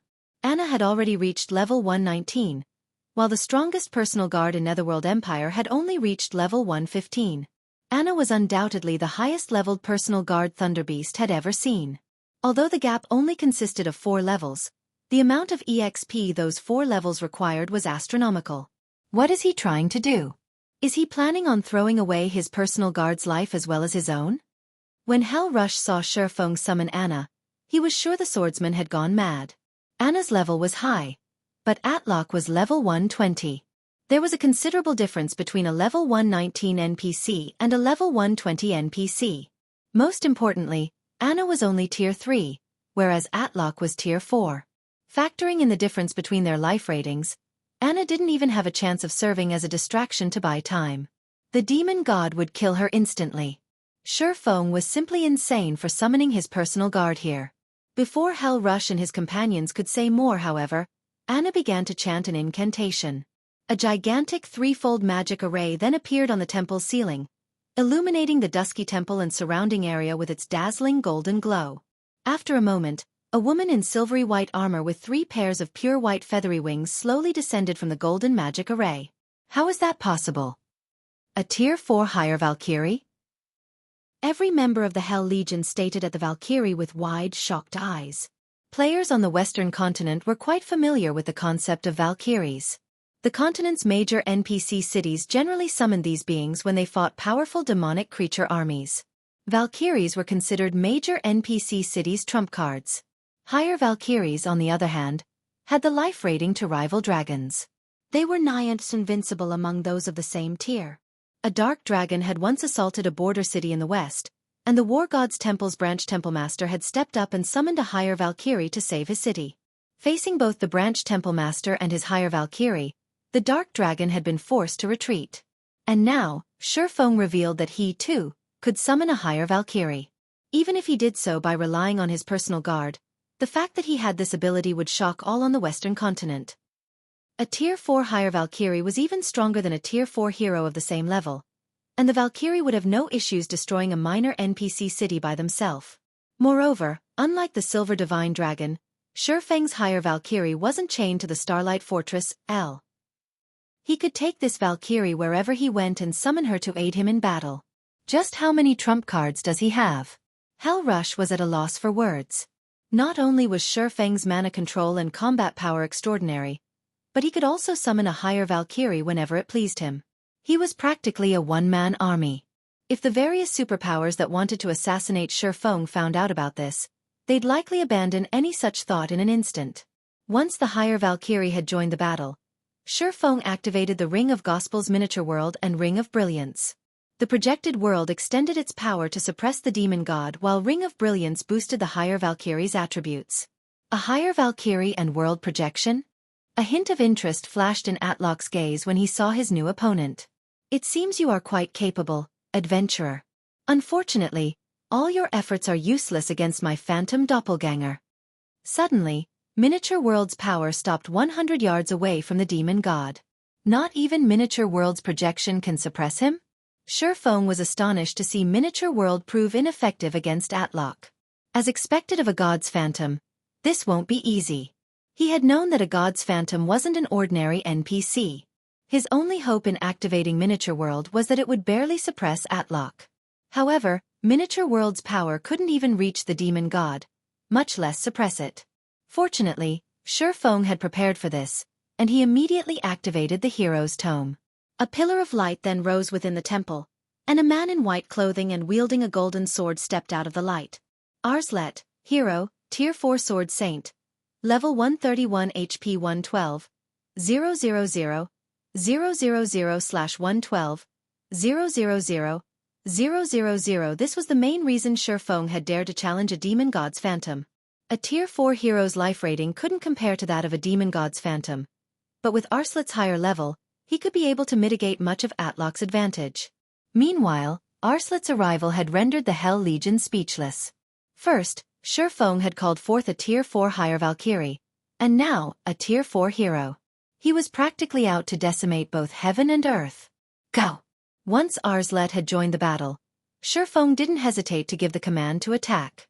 The higher Valkyrie and Arslet attacked the demon god simultaneously, moving so fast that not even Tier 3 experts could keep up. Only Fire Dance and the others, who had fully unlocked mana bodies, barely caught sight of the two Tier 4 beings as they moved. While the two NPCs began their assault, Xueqi activated Heavenly Dragon's power and charged toward the inferior legendary treasure chest in the core of the temple. Normally, the combination of a Tier 4 higher Valkyrie and a Tier 4 hero would be a disaster wherever they went, but against the Tier 4 demon god's phantom, they were nothing. Short of enlisting the help of a divine dragon of the same level, stopping an ancient god's phantom would be utterly impossible. Xueqi only hoped that the two summoned NPCs could buy him as much time as possible. He didn't need a lot. 20 or 30 seconds would be enough. Treasure chests within Demon God's Temptations were never locked, and inferior legendary treasure chests were no exception. Players would be able to open any treasure chest they found in a Demon God's Temptation, although activating the chest would still require 20 seconds. During his previous life, the first independent player to successfully loot a Demon God's Temptation had only succeeded because he had possessed an ancient magic crystal and the Tier 5 defensive spell it had contained. Although the ancient magic crystal had been a single-use item, the spell within had allowed the independent player to survive the 20-second activation time and retreat from the temple with the prize. If not for that Tier 5 defensive spell, the independent player would never have survived to claim the treasure, even after decoding the temple's outer magic array. Unfortunately, Xueqi didn't have a Tier 5 defensive magic scroll or any tool that could protect him from a Tier 5 being's attacks. He could only rely on the higher Valkyrie and Arslet to distract the demon god's phantom long enough for him to escape. As Xueqi slid up to the inferior legendary treasure chest, two explosions rang out behind him. Two figures had been thrown into one of the temple's walls, the higher Valkyrie and Arslet. Both bore visible wounds. Obviously, the demon god's attack had repelled them, and they had each lost a significant chunk of their HPs. The difference between the two sides' combat power was clear. This was more of a one-sided slaughter than a battle. Every player outside of the temple gaped in shock after witnessing that first strike. The two NPCs could decimate a minor NPC city on their own, Yet the demon god had sent both powerhouses flying with a single attack. None of them could imagine what kind of power a player would need to clear this trial.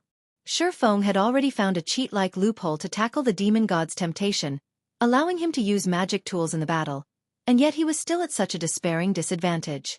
If one tackled this challenge normally, not even a Tier 5 player would survive, much less a Tier 4 player. Moreover, that was assuming the demon god's phantom would still be Tier 4. Fortunately, neither summoned being was a player. They had incredibly high HPs. Even for the demon god, killing them should take at least 20 seconds. Foolish human. You dare to steal my treasure? I will obliterate you. Atlock bellowed when he noticed Xueqi activating the inferior legendary treasure chest. A ball of silver fire then appeared in Atlock's free hand, and it grew as the seconds ticked by. After just 2 seconds, the fireball had grown to the size of a 2-story building. Once Atlock was satisfied with the size of his fireball, he hurled it at Xueqi. Xueqi felt the threat of death as the silver flames approached, and he immediately instructed the higher Valkyrie and Arslet to use their strongest moves to defend him. The higher Valkyrie responded by throwing her Spear of Thunder at the demon god, while Arslet executed a Tier 4 taboo skill, Dimensional Flurry. Boom! The temple shook violently when the attacks landed, and the silver fireball dissipated, saving Xueqi from certain death. Despicable ant, do you think your little tricks are enough to stop me? Atlock's rage grew after the higher Valkyrie and Arslet countered his fireball, and he raised his axe, swinging it at both summoned beings. Space before the demon god's phantom shattered, forming multiple spatial tiers that reached for Xueqi's summoned guards. A mana technique? The attack felt unsettlingly familiar to Xueqi. It was so similar to Iliade's third sword, Holy Annihilation. However, a Tier 4 god's phantom had used this move, not a Tier 3 heavenly blue saint. Neither the higher Valkyrie nor Arslet could counter this attack, and it sent both flying into the temple's walls once more. This time, the temple's solid walls began to crack. Both summoned beings were now heavily injured. Read latest chapters at Xueqi World. You foolish thief! Now it's your turn! Atlock roared, sneering as he turned toward Xueqi. Atlock then swung his axe at the swordsman, who stood over 50 yards away. Space before Xueqi started to break, and spatial tears flew toward Xueqi like a torrent of water. Realizing that the higher Valkyrie and Arslet couldn't come to his rescue this time, Xueqi gritted his teeth and activated the 7 Luminaries Ring's absolute domain. Block it!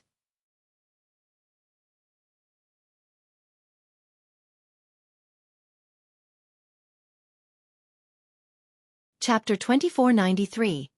Holding back a demon god, it's over. Isn't this demon god's phantom a little too strong? Everyone gaped as they watched Atlock's attack fly toward Xueqi.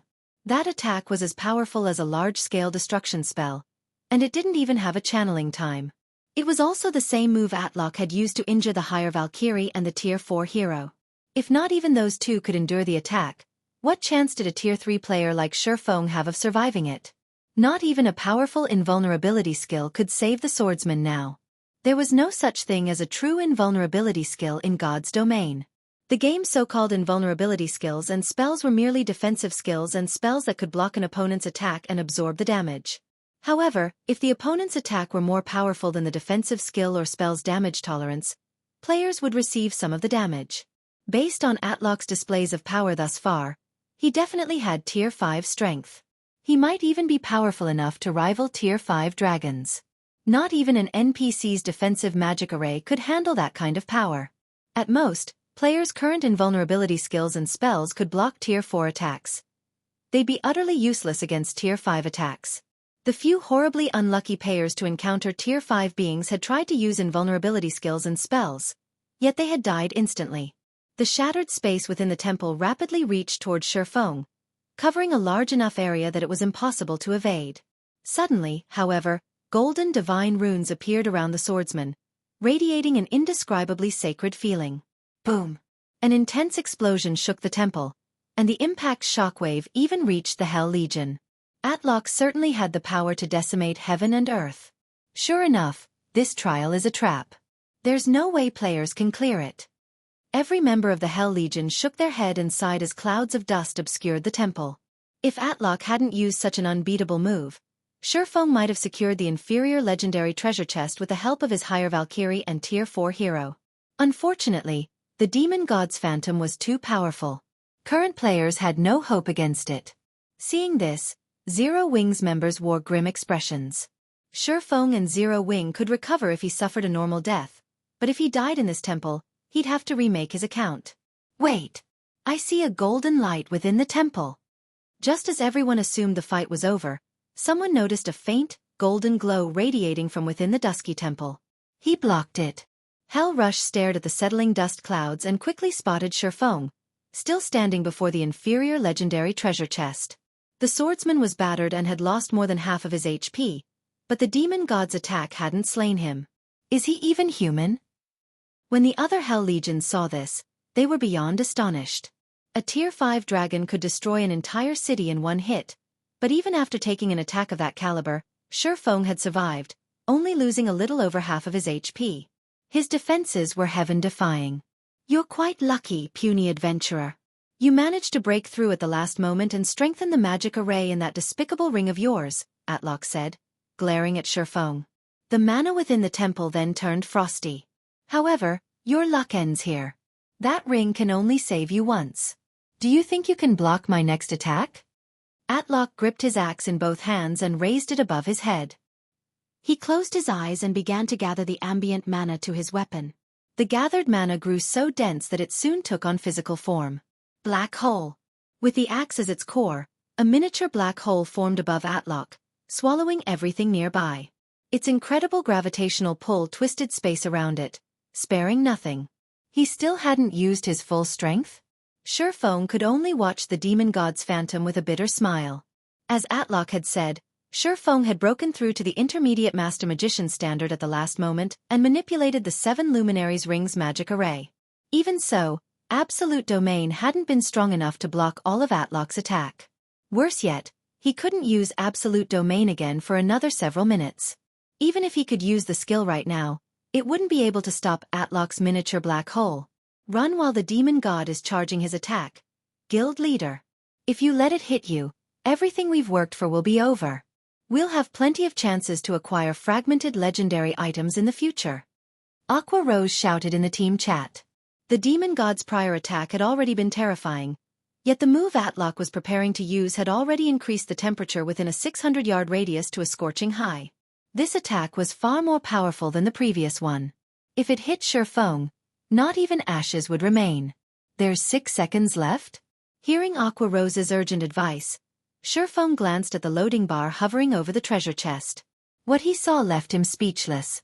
Atlok, Arslet, and the higher Valkyrie had already exchanged over a dozen moves, and Xueqi had deliberately remained motionless after the demon god's last attack had struck, trying to buy even more time. And yet, only 14 seconds had passed. Xueqi realized that he could no longer rely on the higher Valkyrie and Tier 4 hero, since both had lost a significant portion of their combat power. Escape? Do you honestly think I'll let you? Atlok realized what was going through Xueqi's mind when he saw the swordsman's expression. Sneering, he continued, "Since you've dared to plunder my treasure chest without passing my trial, only one outcome awaits you." The space around the miniature black hole froze, and Xueqi could hardly move, let alone use teleportation magic. Thief, begone from God's domain. Atlok's eyes began to glow with a strange crimson light, and he swung his axe in a downward arch, pushing the miniature black hole toward Xueqi. The demon god's weapon crumbled and merged with the black hole in the process. As the black hole pulled away from Atlok, the gravitational pull within the temple increased by several fold, and the miniature black hole left only a void in its path. Don't you dare think I'm that easy to kill. Xueqi realized that escape was no longer possible as he watched the miniature black hole approach. He decided to go for broke, pulling the Crimson Dragon flying ship from his bag and using a Tier 4 defensive magic scroll to bolster the ship's defenses. The Crimson Dragon flying ship had upper-ranked Tier 3 defensive capabilities, which was only slightly weaker than a major NPC city's walls. Normally, only Tier 4 existences could damage the flying ship. The Crimson Dragon flying ship's colossal hull manifested between Xueqi and the incoming black hole. Once it grew to full size, a magic barrier appeared around the ship. Block it. The miniature black hole that slammed into the Crimson Dragon flying ship. As the attack made contact, the Tier 4 magic barrier around the flying ship disappeared, melting like a candle in a firestorm. Fortunately, the Crimson Dragon flying ship had fared better than that, although it rapidly disintegrated, losing durability by the hundreds.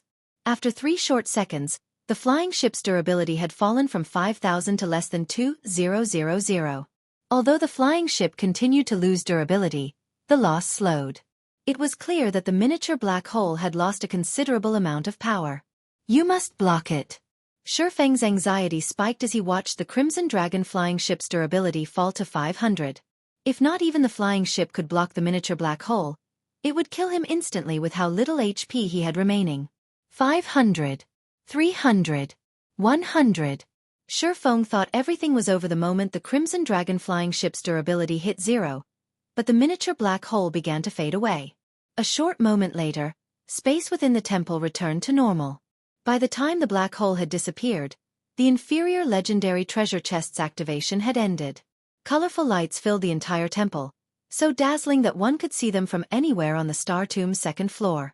Success! Xueqi was ecstatic to see the treasure chest's lid open.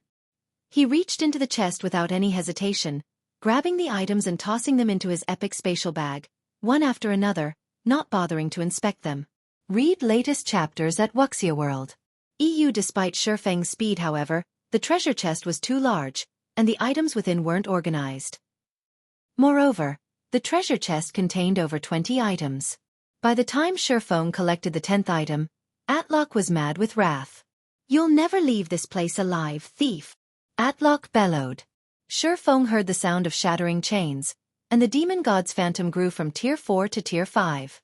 The phantom now exuded enough power that even Hell Rush and his Hell Legion, who had remained far away from the temple, shuddered in fear.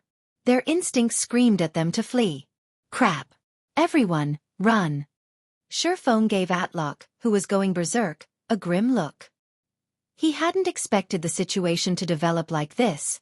After he gave the command to retreat, he promptly used the Tier 3 instantaneous movement scroll he had prepared beforehand.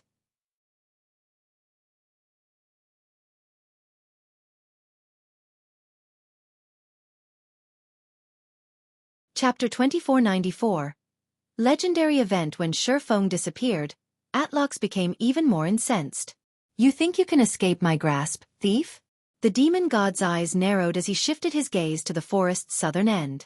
With a cutting hand gesture, Atlock created a spatial gate, stepping into it and leaving only Anna, Arslet, and the higher Valkyrie in the temple. As Atlock left, the temple began to fade away. The players outside of the temple gasped as it did. They had never dreamed that Xueqi would get away, accomplishing a feat that not even the West's various superpowers could overcome. Although Xueqi had relied on a cheat-like method to do so, it was an undeniable fact that he had secured the treasure from a demon god's temptation.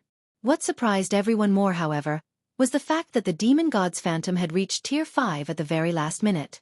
After witnessing the demon god's phantom's combat power at Tier 4, they all knew that it was practically invincible at this stage of the game now that it had reached Tier 5. Destroying an entire empire should be a piece of cake for the being, much less an entire kingdom.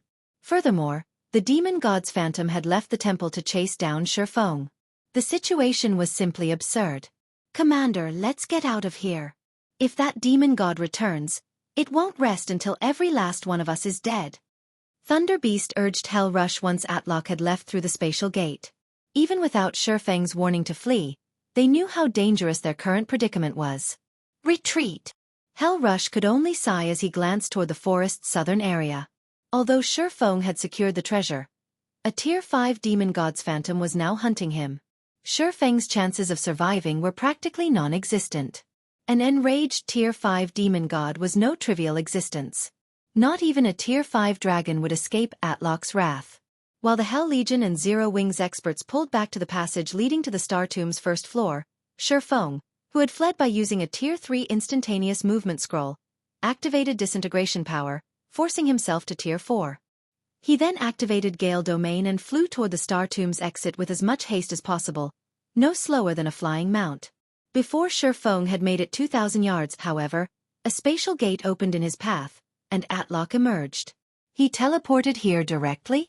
The sight of the demon god's phantom left Xueqi speechless. He hadn't expected Atlock to be this vicious. Based on what Xueqi remembered from his past, the demon god's phantom guarding the temple shouldn't chase after a player once they left the temple with the treasure. Yet not only had Atlok continued the chase, but the demon god's phantom had teleported to him, as well. I will eliminate every trace of your soul from this world, thief. The moment Atlok spotted his prey, he began to chant an incantation. The sky above Xueqi shattered, and an endless torrent of fire descended, covering a 4,000-yard radius. Tier 5 Curse. Extinction Flames. Normally, Tier 5 Divine Mages needed over a dozen seconds to cast this spell, yet Atlok cast it instantaneously. To make matters worse, players couldn't even use Tier 3 instantaneous movement scrolls within Extinction Flames AoE. Noticing the inferno from a distance, the Hell Legion and Zero Wings members were astonished. Even from so far, they could see flames engulf the area above the entire southern forest, threatening to devour the wooded area. How could anybody escape such a terrifying attack? Suddenly a spatial tear opened before the team, and a figure jumped through it. The figure was none other than Xueqi, who looked incredibly miserable. His HP was already in the red. Guild Leader Black Flame? You actually managed to escape? Hell Rush was surprised to see the swordsman. The rest of the team could only stare at Xueqi in shock. The demon god had clearly used a Tier 5 curse against Xueqi, yet he had escaped with his life. It was unbelievable. Everyone, get ready. The demon god's phantom hasn't noticed me yet. I'll open a spatial gate that teleports us to the first floor. As soon as it opens, go through it. Xueqi shouted his command when his teammates only stared at him. The only way to flee from a Tier 5 curse like Extinction Flames was to teleport out of range with a Tier 4 instantaneous movement scroll. Although Xueqi didn't have one on hand, he had the 7 Luminaries Ring, an extraordinary life-saving tool. With the 7 Luminaries Ring space movement, he could teleport to any location within a 600,000-yard radius. But when he had jumped into the spatial tear the skill created, the curse's flames had followed, scorching him and nearly taking his life. Fortunately, he had activated Disintegration Power, which temporarily granted him a Tier 4 player's defense and HP. If he had only relied on Heavenly Dragon's Power's defense and HP, that attack would have been the end of him. However, space movement had a 3-minute cooldown. If the demon god came at him again, he wouldn't survive. He couldn't just leave the Hell Legion and his comrades here, and now that Atlok was so furious, the demon god's phantom would transform every inch of the Star Tomb into a land of death. Aqua Rose and the others could only survive if they left the regional dungeon now. Xueqi didn't waste any time in summoning the spatial gate. The rest of his team realized that they were in a race against time as well, and they charged through the spatial gate the moment it was complete, vanishing from the Star Tomb's second floor. By the time Atlok had realized what was happening and used space movement himself, everyone had fled through the spatial gate already. Despicable thief! I will never let you get away with this! Atlok roared as the spatial gate disappeared as well. Meanwhile, once Xueqi was outside of the Star Tomb, he received a system notification. System, you have triggered the legendary quest, Demon God's Wrath. You have stolen Demon God Atlok's treasure, and the Demon God has employed the soul curse against you in retaliation.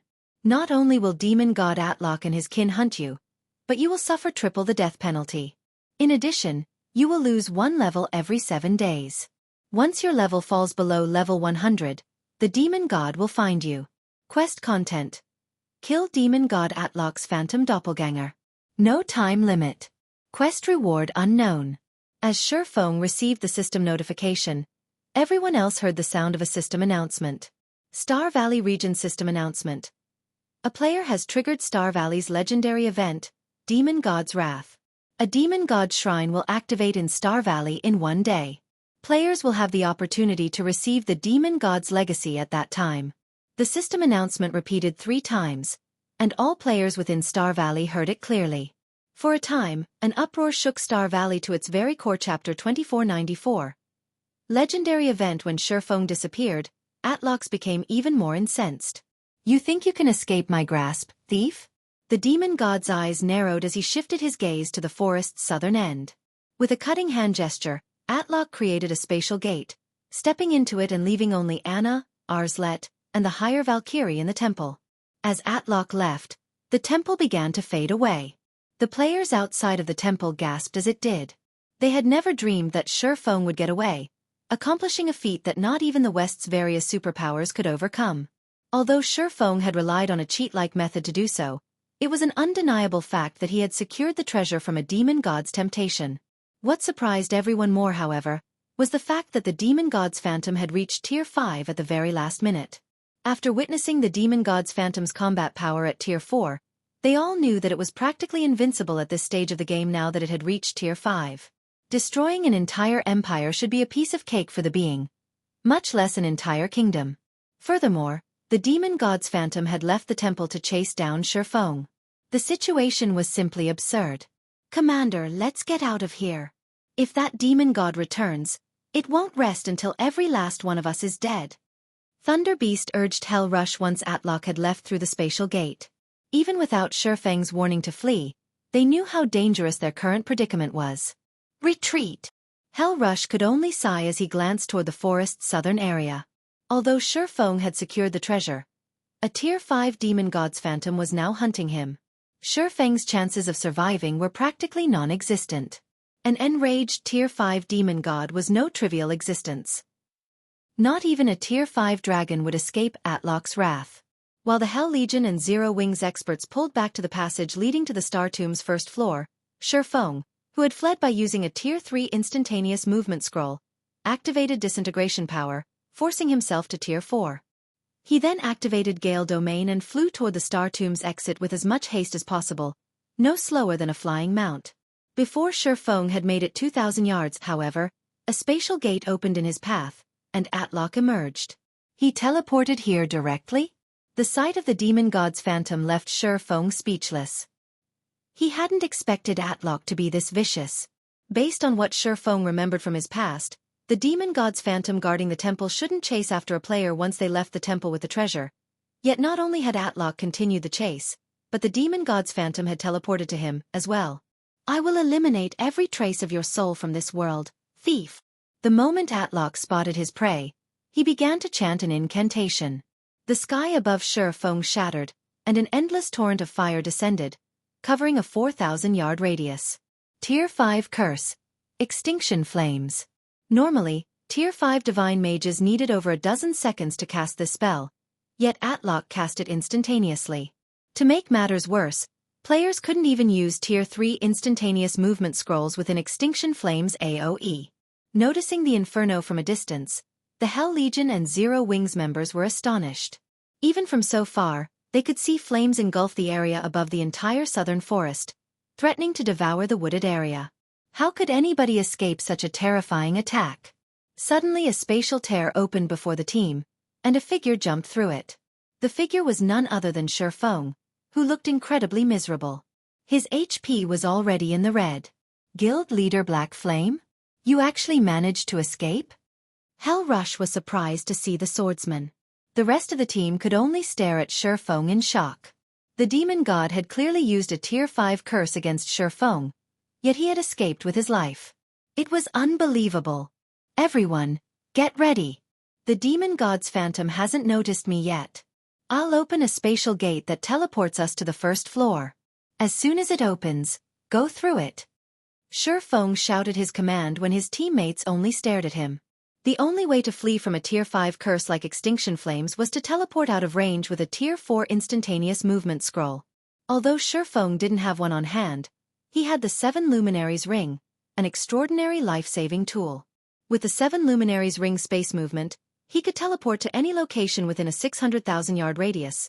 But when he had jumped into the spatial tear the skill created, the curse's flames had followed, scorching him and nearly taking his life. Fortunately, he had activated disintegration power, which temporarily granted him a Tier 4 player's defense and HP. If he had only relied on Heavenly Dragon's power's defense and HP, that attack would have been the end of him. However, space movement had a 3-minute cooldown. If the demon god came at him again, he wouldn't survive. He couldn't just leave the Hell Legion and his comrades here, and now that Atlock was so furious, the demon god's phantom would transform every inch of the Star Tomb into a land of death. Aqua Rose and the others could only survive if they left the regional dungeon now. Xueqi didn't waste any time in summoning the spatial gate. The rest of his team realized that they were in a race against time as well, and they charged through the spatial gate the moment it was complete, vanishing from the Star Tomb's second floor. By the time Atlock had realized what was happening and used space movement himself, everyone had fled through the spatial gate already. Despicable thief! I will never let you get away with this! Atlock roared as the spatial gate disappeared as well. Meanwhile, once Xueqi was outside of the star tomb, he received a system notification. Read latest chapters at Xueqi World. EU system. You have triggered the legendary quest, Demon God's Wrath. You have stolen Demon God Atlock's treasure, and the Demon God has employed the soul curse against you in retaliation. Not only will Demon God Atlock and his kin hunt you, but you will suffer triple the death penalty. In addition, you will lose 1 level every 7 days. Once your level falls below level 100, the Demon God will find you. Quest content. Kill Demon God Atlock's phantom doppelganger. No time limit. Quest reward unknown. As Xueqi received the system notification, everyone else heard the sound of a system announcement. Star Valley Region System Announcement. A player has triggered Star Valley's legendary event, Demon God's Wrath. A Demon God Shrine will activate in Star Valley in 1 day. Players will have the opportunity to receive the Demon God's legacy at that time. The system announcement repeated 3 times, and all players within Star Valley heard it clearly.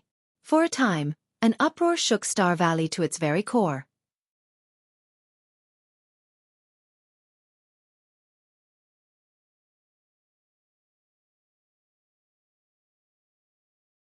Chapter 2495. Star Valley shaken. Star Valley has a Demon God's legacy L? What's going on? The system is releasing a God's legacy? Won't it make players invincible in God's domain? The Demon God Shrine? I have to check it out. After the system announcement, many players in Star Valley practically glowed with excitement. They wanted nothing more than to charge toward the Demon God's Shrine to investigate the event. In God's domain, legacies were even more important than weapons and equipment. Legacies could transform players' foundations, setting them up with a more advanced starting point than others. With a powerful legacy, players could also learn stronger skills or spells.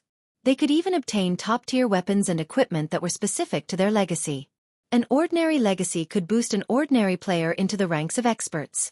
However, legacies were incredibly rare in God's domain, even rarer than epic items.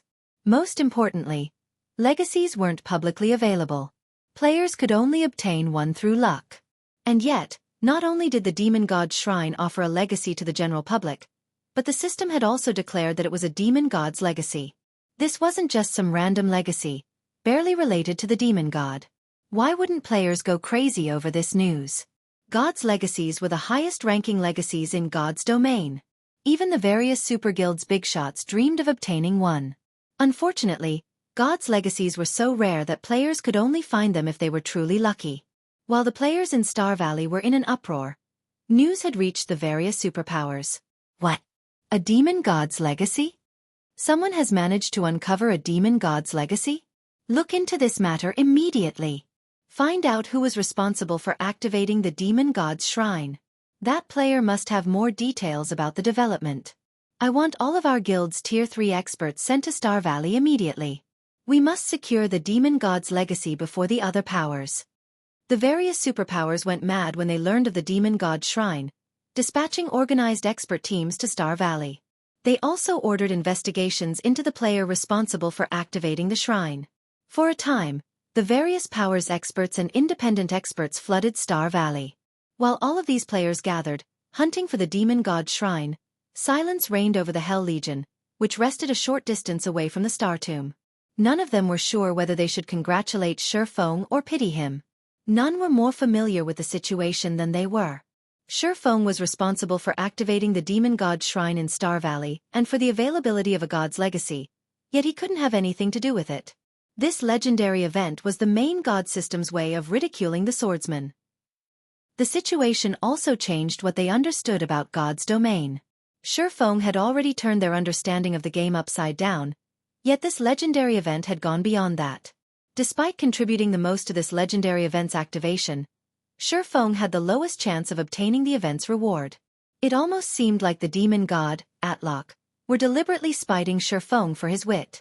Although Xueqi had acquired the inferior legendary treasure chest's contents, he had no chance of obtaining this god's legacy. Atlock was acting as vindictive as any human. Hell Legion's members even wondered if the demon god was human, with human emotions, rather than a computer program. That was a god's legacy they were talking about. Such a legacy was many times more precious than a fragmented legendary item. The two weren't even in the same realm in terms of their value. Is it really necessary to go so far over an inferior legendary treasure chest? Xueqi gave the system notification a bitter smile. Normally, the demon god's temptation should have ended the moment he escaped the temple. That was the outcome every player that had plundered a demon god's temptation had met with during his past life. But for some reason, his situation turned out to be wildly different.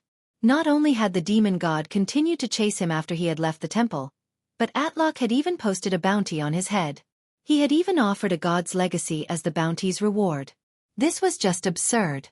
It's just a god's legacy, guild leader. It's not worth our time. Kola said, clicking his tongue as he read the system announcement. Right. We're strong enough that we'll have plenty of chances to obtain other gods' legacies in the future. Aqua Rose added, nodding in agreement. Although Kola and Aqua Rose tried to reassure their guild leader, the Hell Legion's members realized that they were simply putting up a strong front.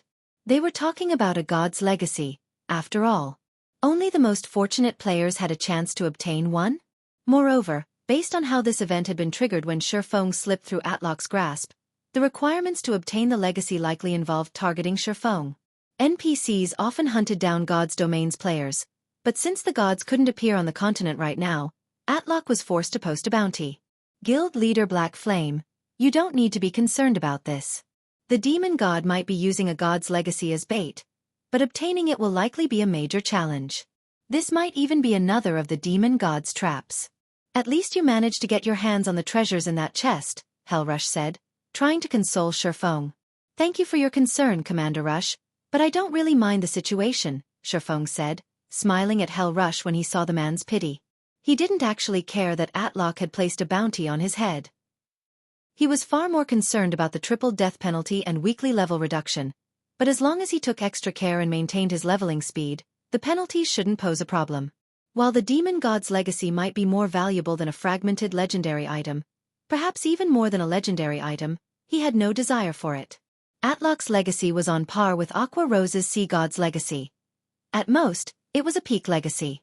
Moreover, Hellrush didn't know that Atlock wasn't the only demon god after his life. He had plenty of time bombs threatening his life in God's domain. What was one more?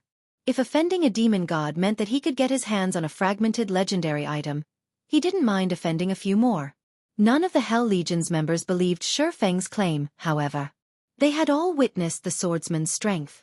If anyone had a chance of obtaining the demon god's legacy, it'd be Xueqi, but since the man in question had brushed the issue off, they could only nod and smile in response. Read latest chapters at Xueqi World. EU right, guild leader, what did you get from the treasure chest? Kola eagerly asked, ignoring the Hell Legion's skeptical looks. Kola's question reminded Xueqi that he hadn't inspected the items. He immediately opened his back to see what he had won. He had been too busy fleeing for his life earlier, so he hadn't had the time to investigate his loot. Once he had escaped the Star Tomb, his personal system notification and the regional announcement had demanded his attention. As Xueqi inspected the items, he was stunned. It's no wonder why that demon god's reaction was so extreme. If I had been in his position, I'd have gone crazy too. When Xueqi saw the crystal radiating divine might in his bag, realization dawned on him.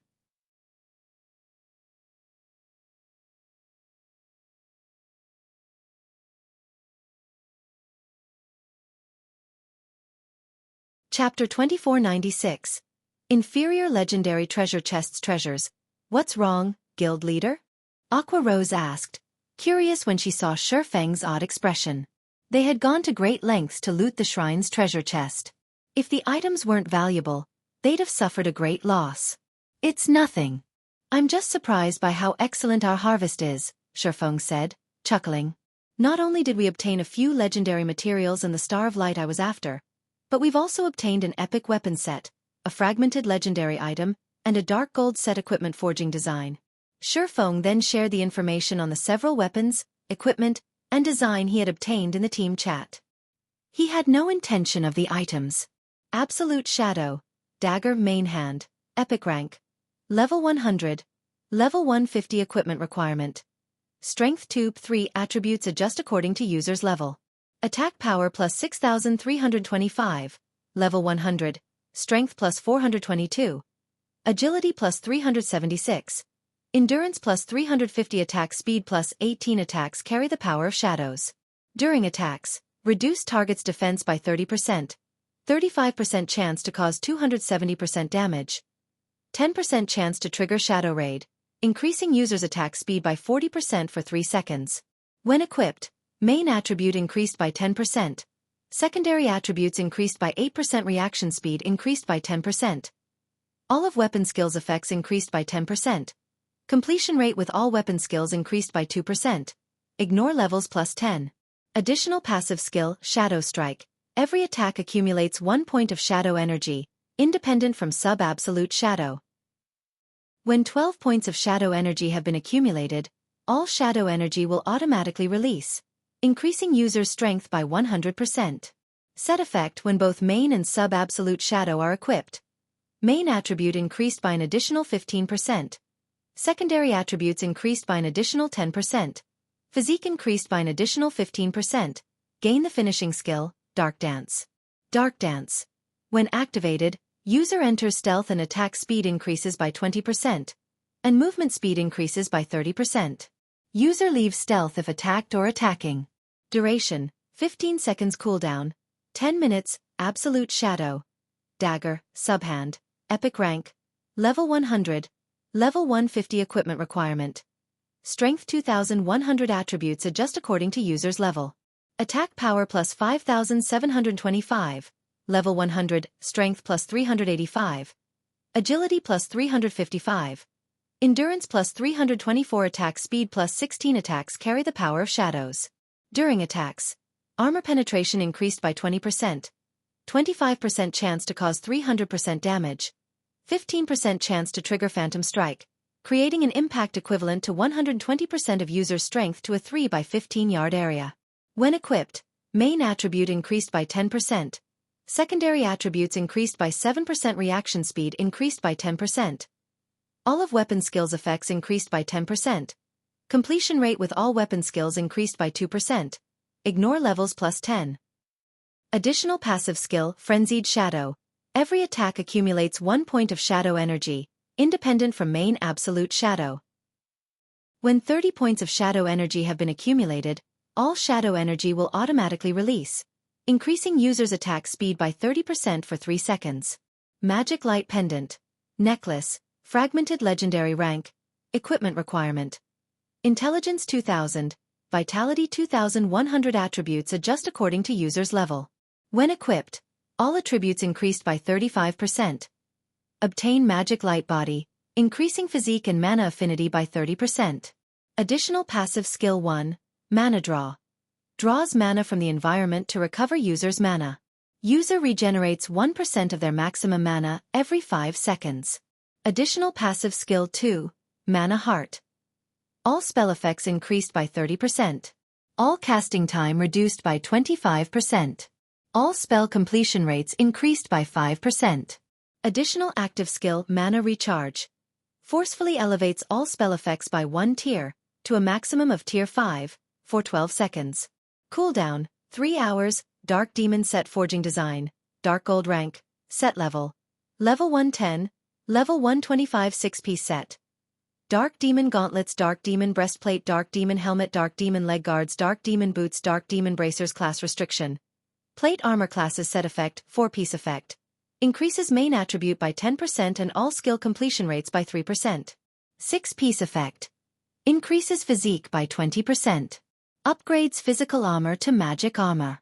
When they saw the several items details, both Zero Wings members and the Hell Legion were stupefied. Aren't this inferior legendary treasure chests items a little too awesome? They're more than awesome. If an assassin equipped those daggers, they could reach for the heavens. Not only would their attack power be off the charts, but they could kill other players undetected. Those daggers are impressive, but they're garbage compared to the necklace for magical classes. I bet I could even challenge my tier 4 promotion quest as soon as I meet the level requirement with that necklace. That dark gold set equipment is just as incredible. The 6-piece set effect actually converts the set's defensive rank into magic armor. Opponents would have a hard time dealing damage to a player in that set. If an entire team could wear the Dark Demon set, they'd become an unstoppable army. Every member of the Hell Legion drooled when they saw the items. They had never dreamed that Zero Wing would gain such astounding items. Not only had Xueqi secured a fragmented legendary item, but he had also obtained a top-tier epic weapon set and dark gold set equipment forging design. These items were likely as valuable as the Demon God's legacy. Hell Rush was particularly jealous, especially when he saw the Dark Demon set. It was godly equipment for plate armor classes. For a moment, he even forgot about the Demon God's legacy. Magic armor was closest to rivaling divine armor. Not only did it reduce the damage from non-piercing attacks of the same tier by 30%, but it also reduced magic damage by a significant margin. It even doubled the damage reduction from attacks of a lower tier. To put it simply, every plate armor class dreamed of obtaining such equipment. If he could arm the Hell Legion's plate armor members with Dark Demon sets, they become an unstoppable force on the battlefield. Although the Demon God's legacy was amazing, it wouldn't be as visibly effective at this stage of the game. Its effects would only become more apparent once players had reached higher levels and tiers. The Dark Demon set, on the other hand, could offer immediate results the moment players equipped it. After seeing these items, Hell Rush was certain that Xueqi hadn't suffered from this transaction. Xueqi might have lost an opportunity to gain a legacy, but with these items, he could boost the strength of Zero Wing's main force. They'd be particularly helpful when Zero Wing raided super large-scale team dungeons. You're too impulsive, guild leader. You shouldn't have shared that information.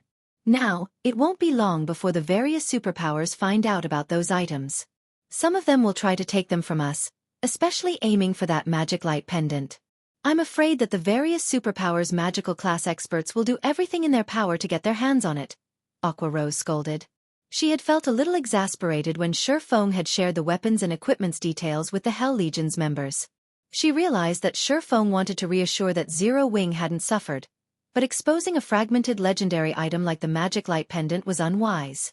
It won't hurt anything if they know. Besides, hostile powers will assume that we've gained something powerful even if we didn't say anything. I just opened an inferior legendary treasure chest, after all. Rather than let them guess blindly and target us in secret, they might as well know everything. That way, we can reduce the risks, Xueqi said, chuckling. All right, it's about time for us to head back. Hiding the details of his harvest wouldn't have been an issue if the Hell Legion hadn't watched him open the inferior legendary treasure chest, but they had seen everything. Hiding his harvest was impossible. He'd much rather reveal the items and use them to elevate Zero Wing's fame than encourage the various superpowers to hunt the guild in the dark to find out what he had obtained. Top-tier weapons and equipment were always a hot topic among players. As the public learned about these items, they'd come to know about Zero Wing. Read latest chapters at Wuxia World. He had another purpose for revealing these items to the Hell Legion. He needed to conceal the crystal inside his bag. That crystal alone was worth more than the other items combined.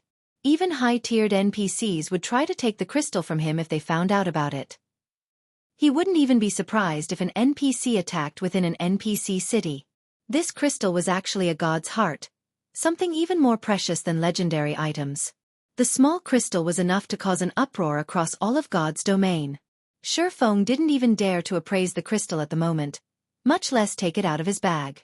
On the off chance that the crystal caused a commotion, he'd die from regret. With that said, Xueqi retrieved a return scroll and teleported back to the Starlight Fortress. He had lingered in the Star Tomb for long enough.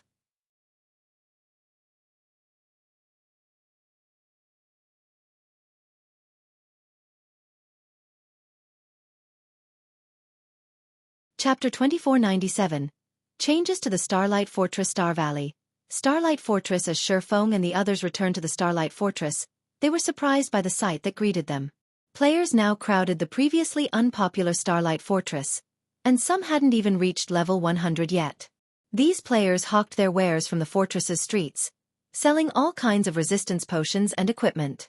Some of them even sold level 100+ secret silver weapons and equipment. Such prosperity made it hard to imagine that the Starlight Fortress was a small fortress that had only opened less than a week ago.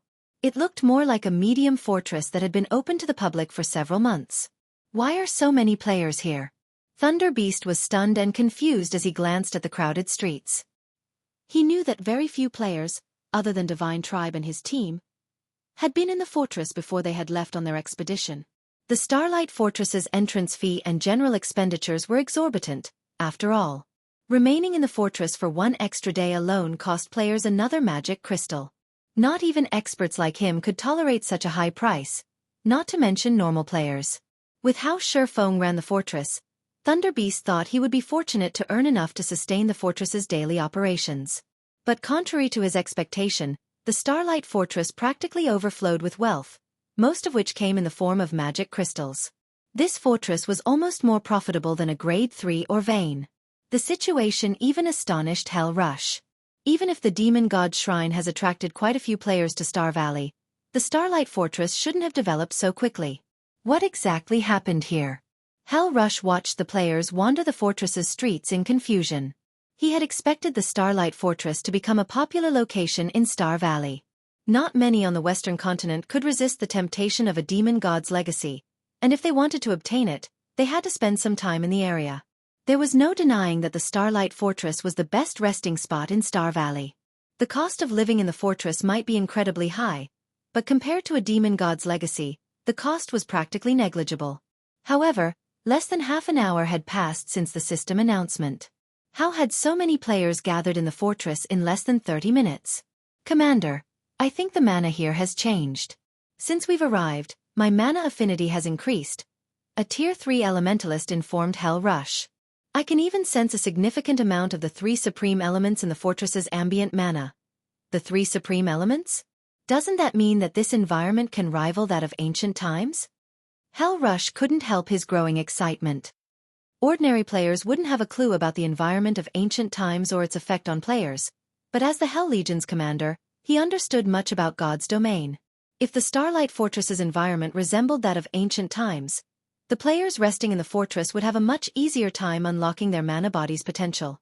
Every player's mana body consisted of all 7 elements, and within an environment that lacked the 3 supreme elements, unlocking one's mana body was excruciatingly difficult. What did you do, guild leader? There are so many players here now. Our daily income should be far more than 200,000 magic crystals. Aqua Rose asked Xueqi when she saw the crowded streets. With so many magic crystals, we won't have to worry about producing the Dark Demon set. Not only did the Dark Demon set's production require a lot of rare materials, but it also required a ridiculous number of magic crystals. Forging a single set required 10,000 magic crystals, and the other rare materials could only be purchased with magic crystals. Overall, crafting each Dark Demon set would cost at least 20,000 magic crystals. Not even some ordinary powers could afford such an insane production cost. Zero Wing had already spent almost all of its magic crystals on materials from Divine Tribe and during the Starlight Fortress's capture. With how few they had left, developing the Starlight Fortress would prove challenging, not to mention crafting the Dark Demon set.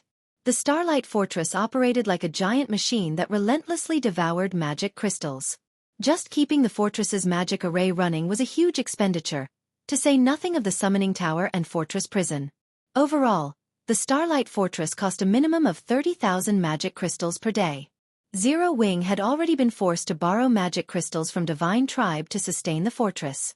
However, now that the Starlight Fortress's player population had exceeded 200,000, the fortress earned a minimum of 200,000 magic crystals per day.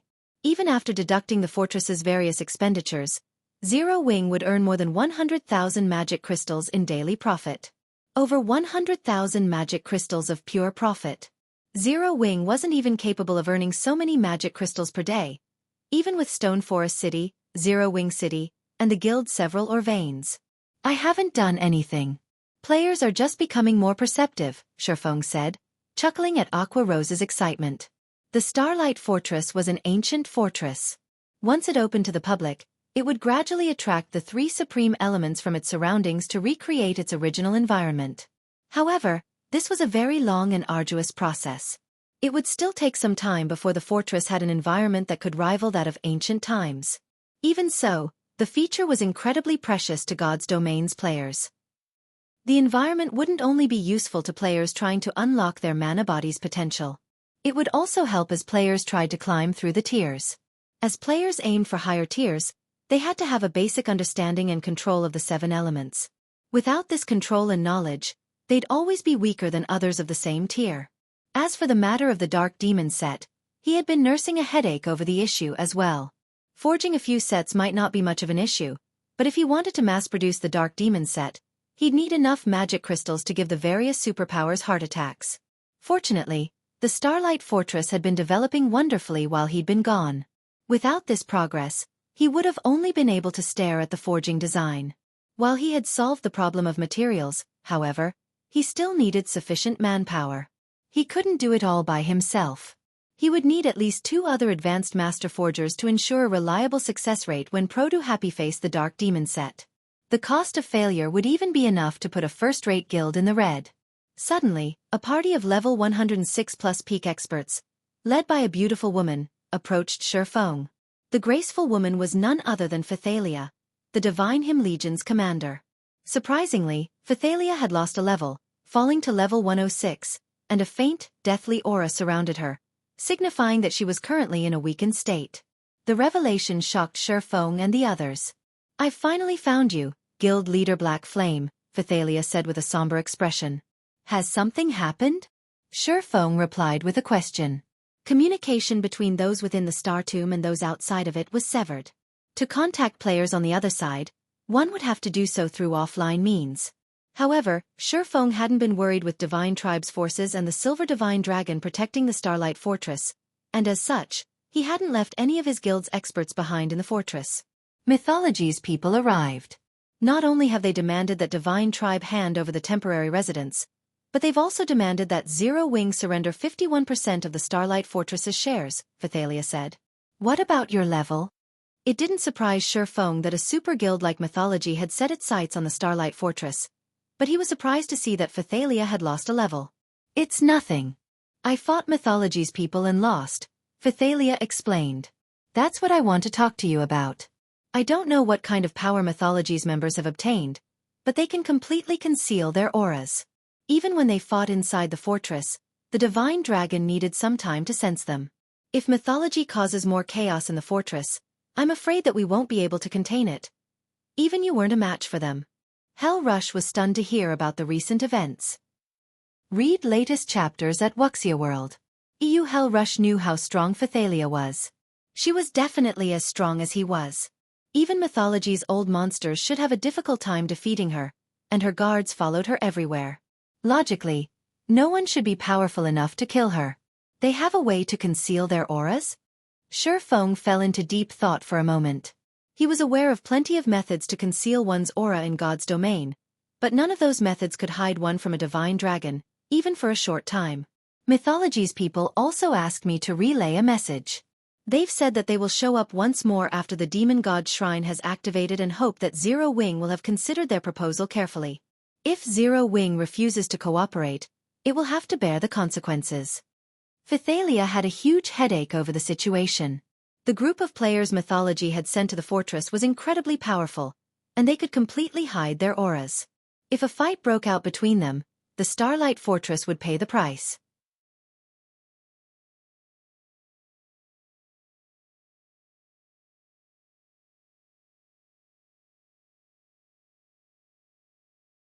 Chapter 2498.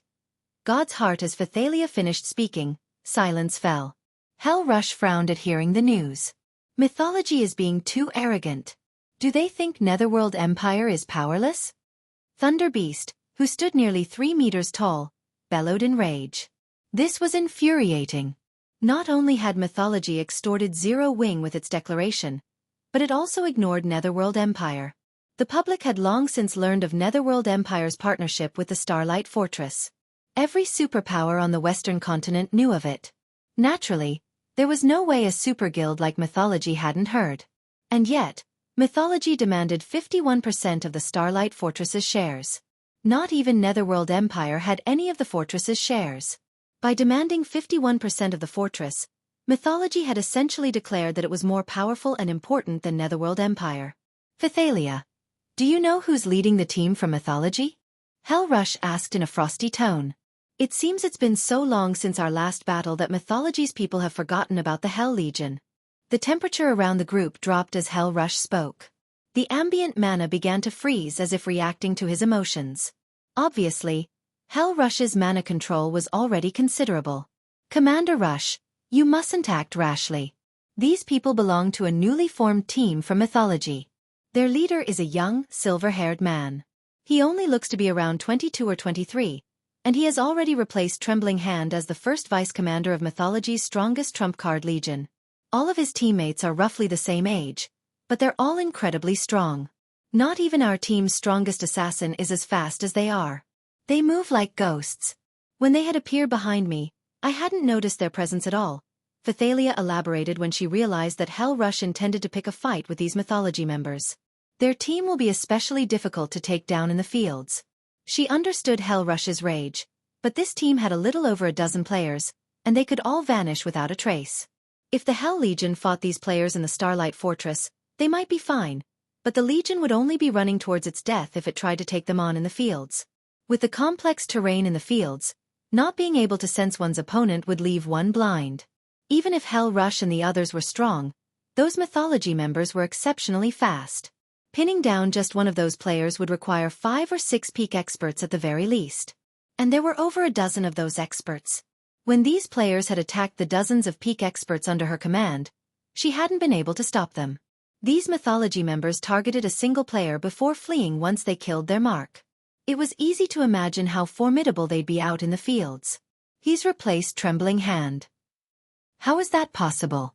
Thunder Beast was astonished. Trembling Hand had been known as a genius ever since he had joined the virtual gaming world. He had fought in virtual games for over a dozen years now and had long since reached the domain realm. He had achieved just as much in the domain realm as Hell Rush, and the man was still in his 30s. He was currently at his prime, and he still had plenty of room for improvement.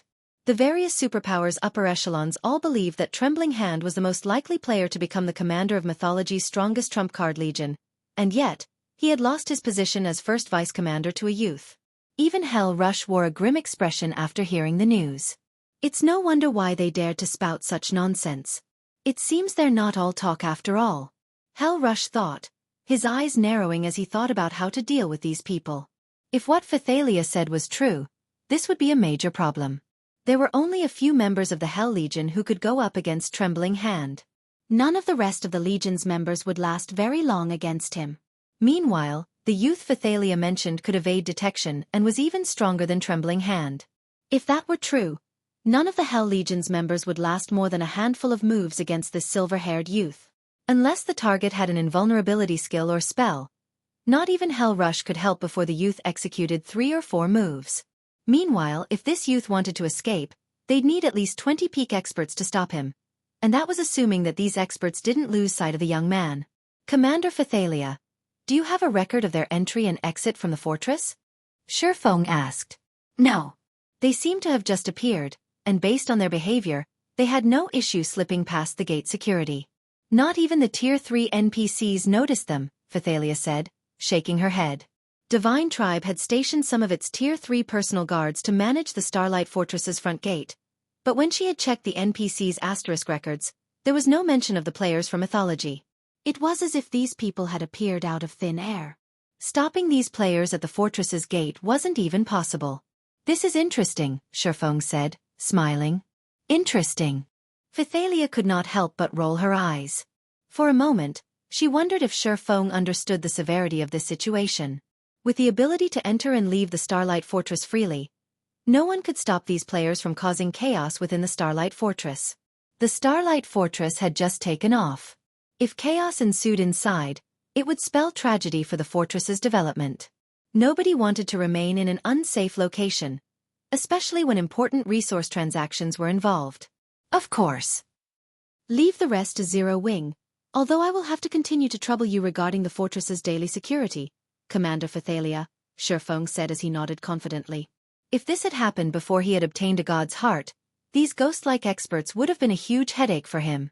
Without the ability to instant-kill these players, they could disappear to any random corner of the fortress, and that would be the end of the story. He would have no choice but to let these people leave. However, the situation had changed. He now had a god's heart, a source of eternal energy that rivaled the value of divine artifacts. Not only could one use this god's heart as a power core, but one could also release the eternal energy it contained and use it to learn new concepts.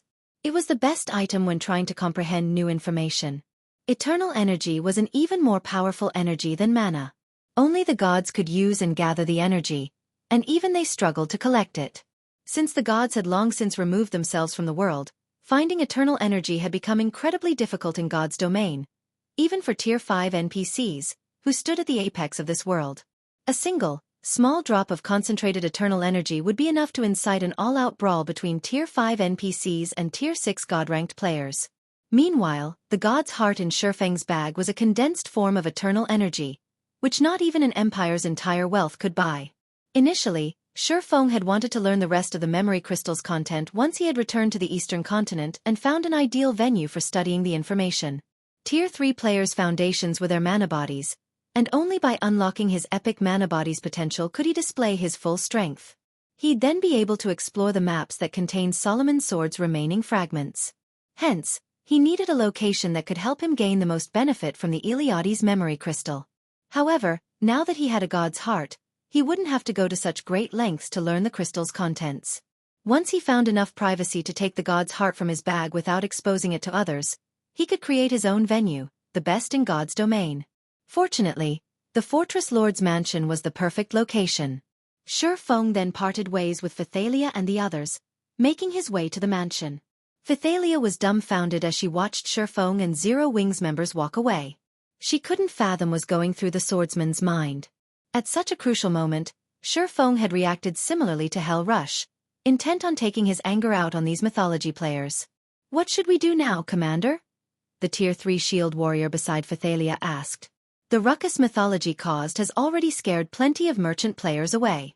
If mythology causes another scene, I'm afraid everyone in the fortress will panic. Controlling the situation won't be easy."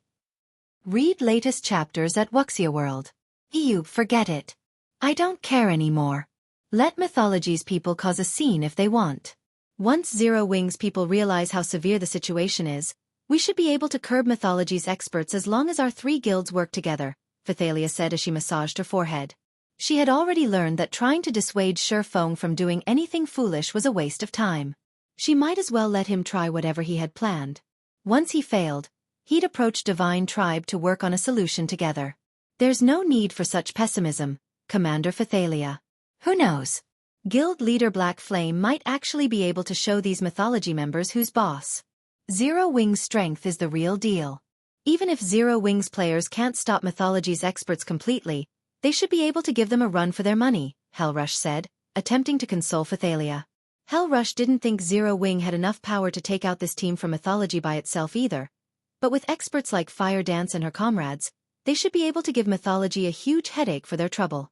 Now, it was just a matter of waiting to see who lasted longer. While Phythalia and Hellrush conversed, Xueqi had reached the Fortress Lord's mansion's core room. He used the Fortress Lord's token to activate the room's defensive magic array, before carefully retrieving the crystal that emitted a faint trace of divine might from his bag.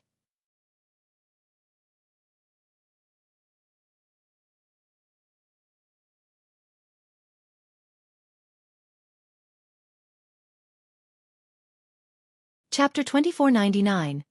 Epic Mana Body unlocked as Xueqi pulled the god's heart from his bag. Faint mana pulsed throughout the dark and quiet core room. It wasn't a lot of mana, but it had enough power that space within the room trembled. When the pulse encountered the room's magic barrier, it, too, began to tremble, almost failing to block the mana.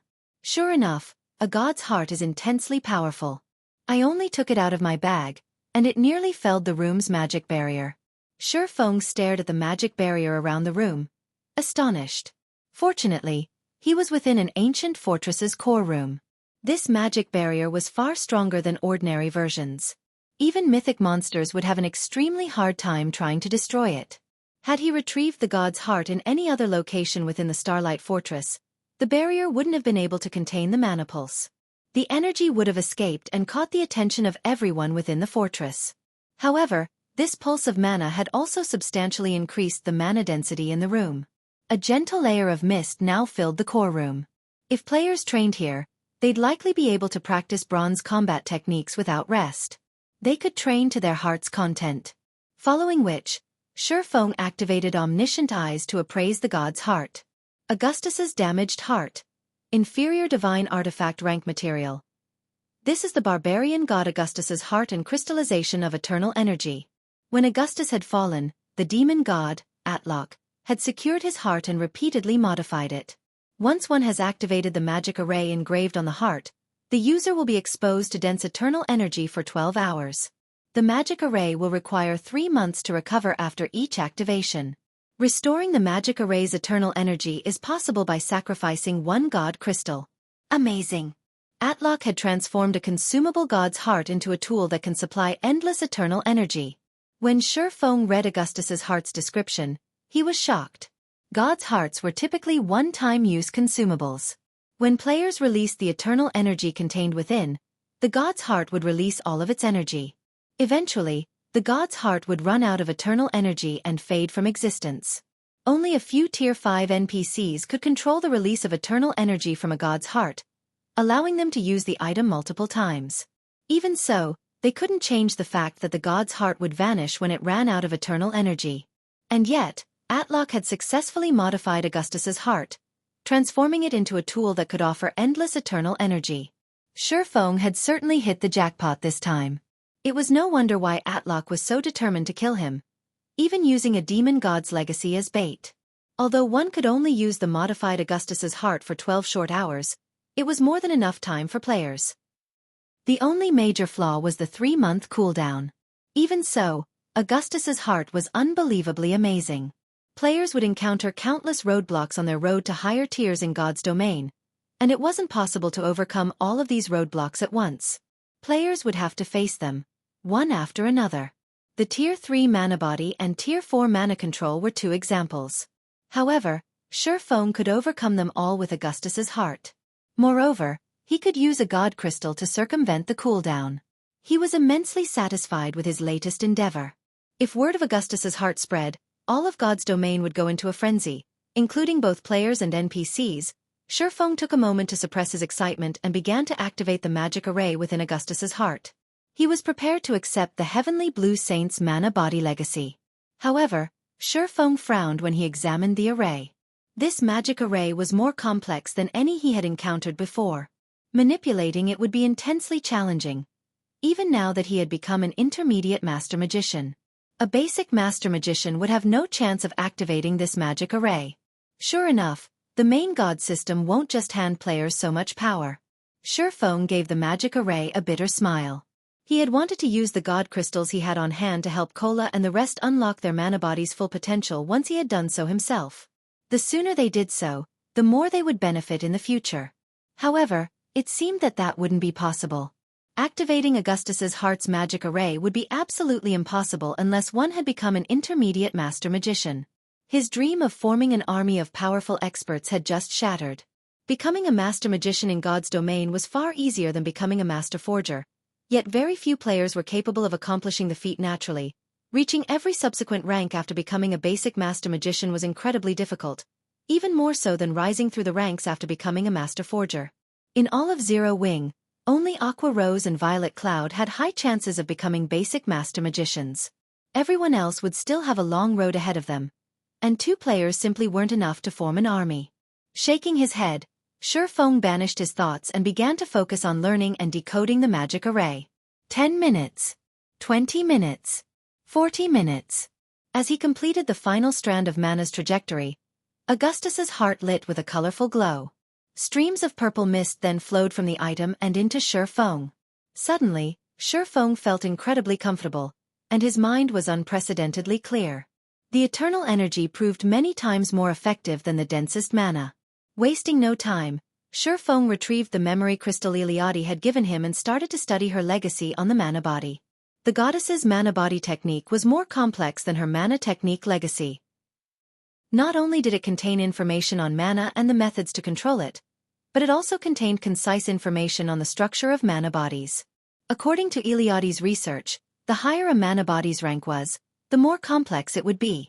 Subsequently, one would need a more complicated mana control method to use their mana body. An epic mana body was on par with a super large-scale magic array consisting of several hundred smaller arrays.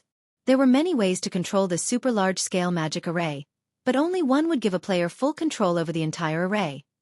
They'd have to construct a simple magic array that would allow the user to control multiple core arrays. The more core magic arrays the simple array could control, the more power the super large-scale magic array could exhibit. If Xueqi had tried to process all of the information within the memory crystal before he had obtained Augustus's heart, none even the densest mana would save him from the headache. Fortunately, the eternal energy around him was amazingly beneficial. Not only did it boost his comprehension and memory, but it also allowed him to try to create the simple magic array that was necessary for controlling the flow of mana within his mana body. For a time, Xueqi radiated stronger and weaker mana at random intervals. At his strongest, he radiated dense enough mana to rival that within Stone Forest City, and at his weakest, he radiated roughly the same density as the mana found in ordinary NPC cities. During the process, Xueqi rapidly unlocked more of his mana body's potential. 40%, 55%, 70%. Read latest chapters at Wuxia World. EU. However, as Xueqi continued to unlock his epic mana body, his progress slowed. By the time the memory crystal's duration ended, Xueqi had only reached 82% of his potential. He was still far from 100%. In the 9 hours since he had activated Augustus's heart, he had only unlocked 91% of his mana body's potential. Just as the 12 hours were almost up, an intense wave of mana exploded from Xueqi's body, forming a mist in the core room. The mist was light, easy to miss if one weren't paying attention, but it was undeniable that Xueqi exuded mana that was so dense it condensed into its liquid form. Finally, success! Xueqi's eyes flew open, flashing with excitement as he observed the mana that automatically flowed throughout his mana body. You're tuning in to the Xueqi's Martial Arts Saga YouTube channel. Don't forget to subscribe and join us on this journey to catch the most captivating stories.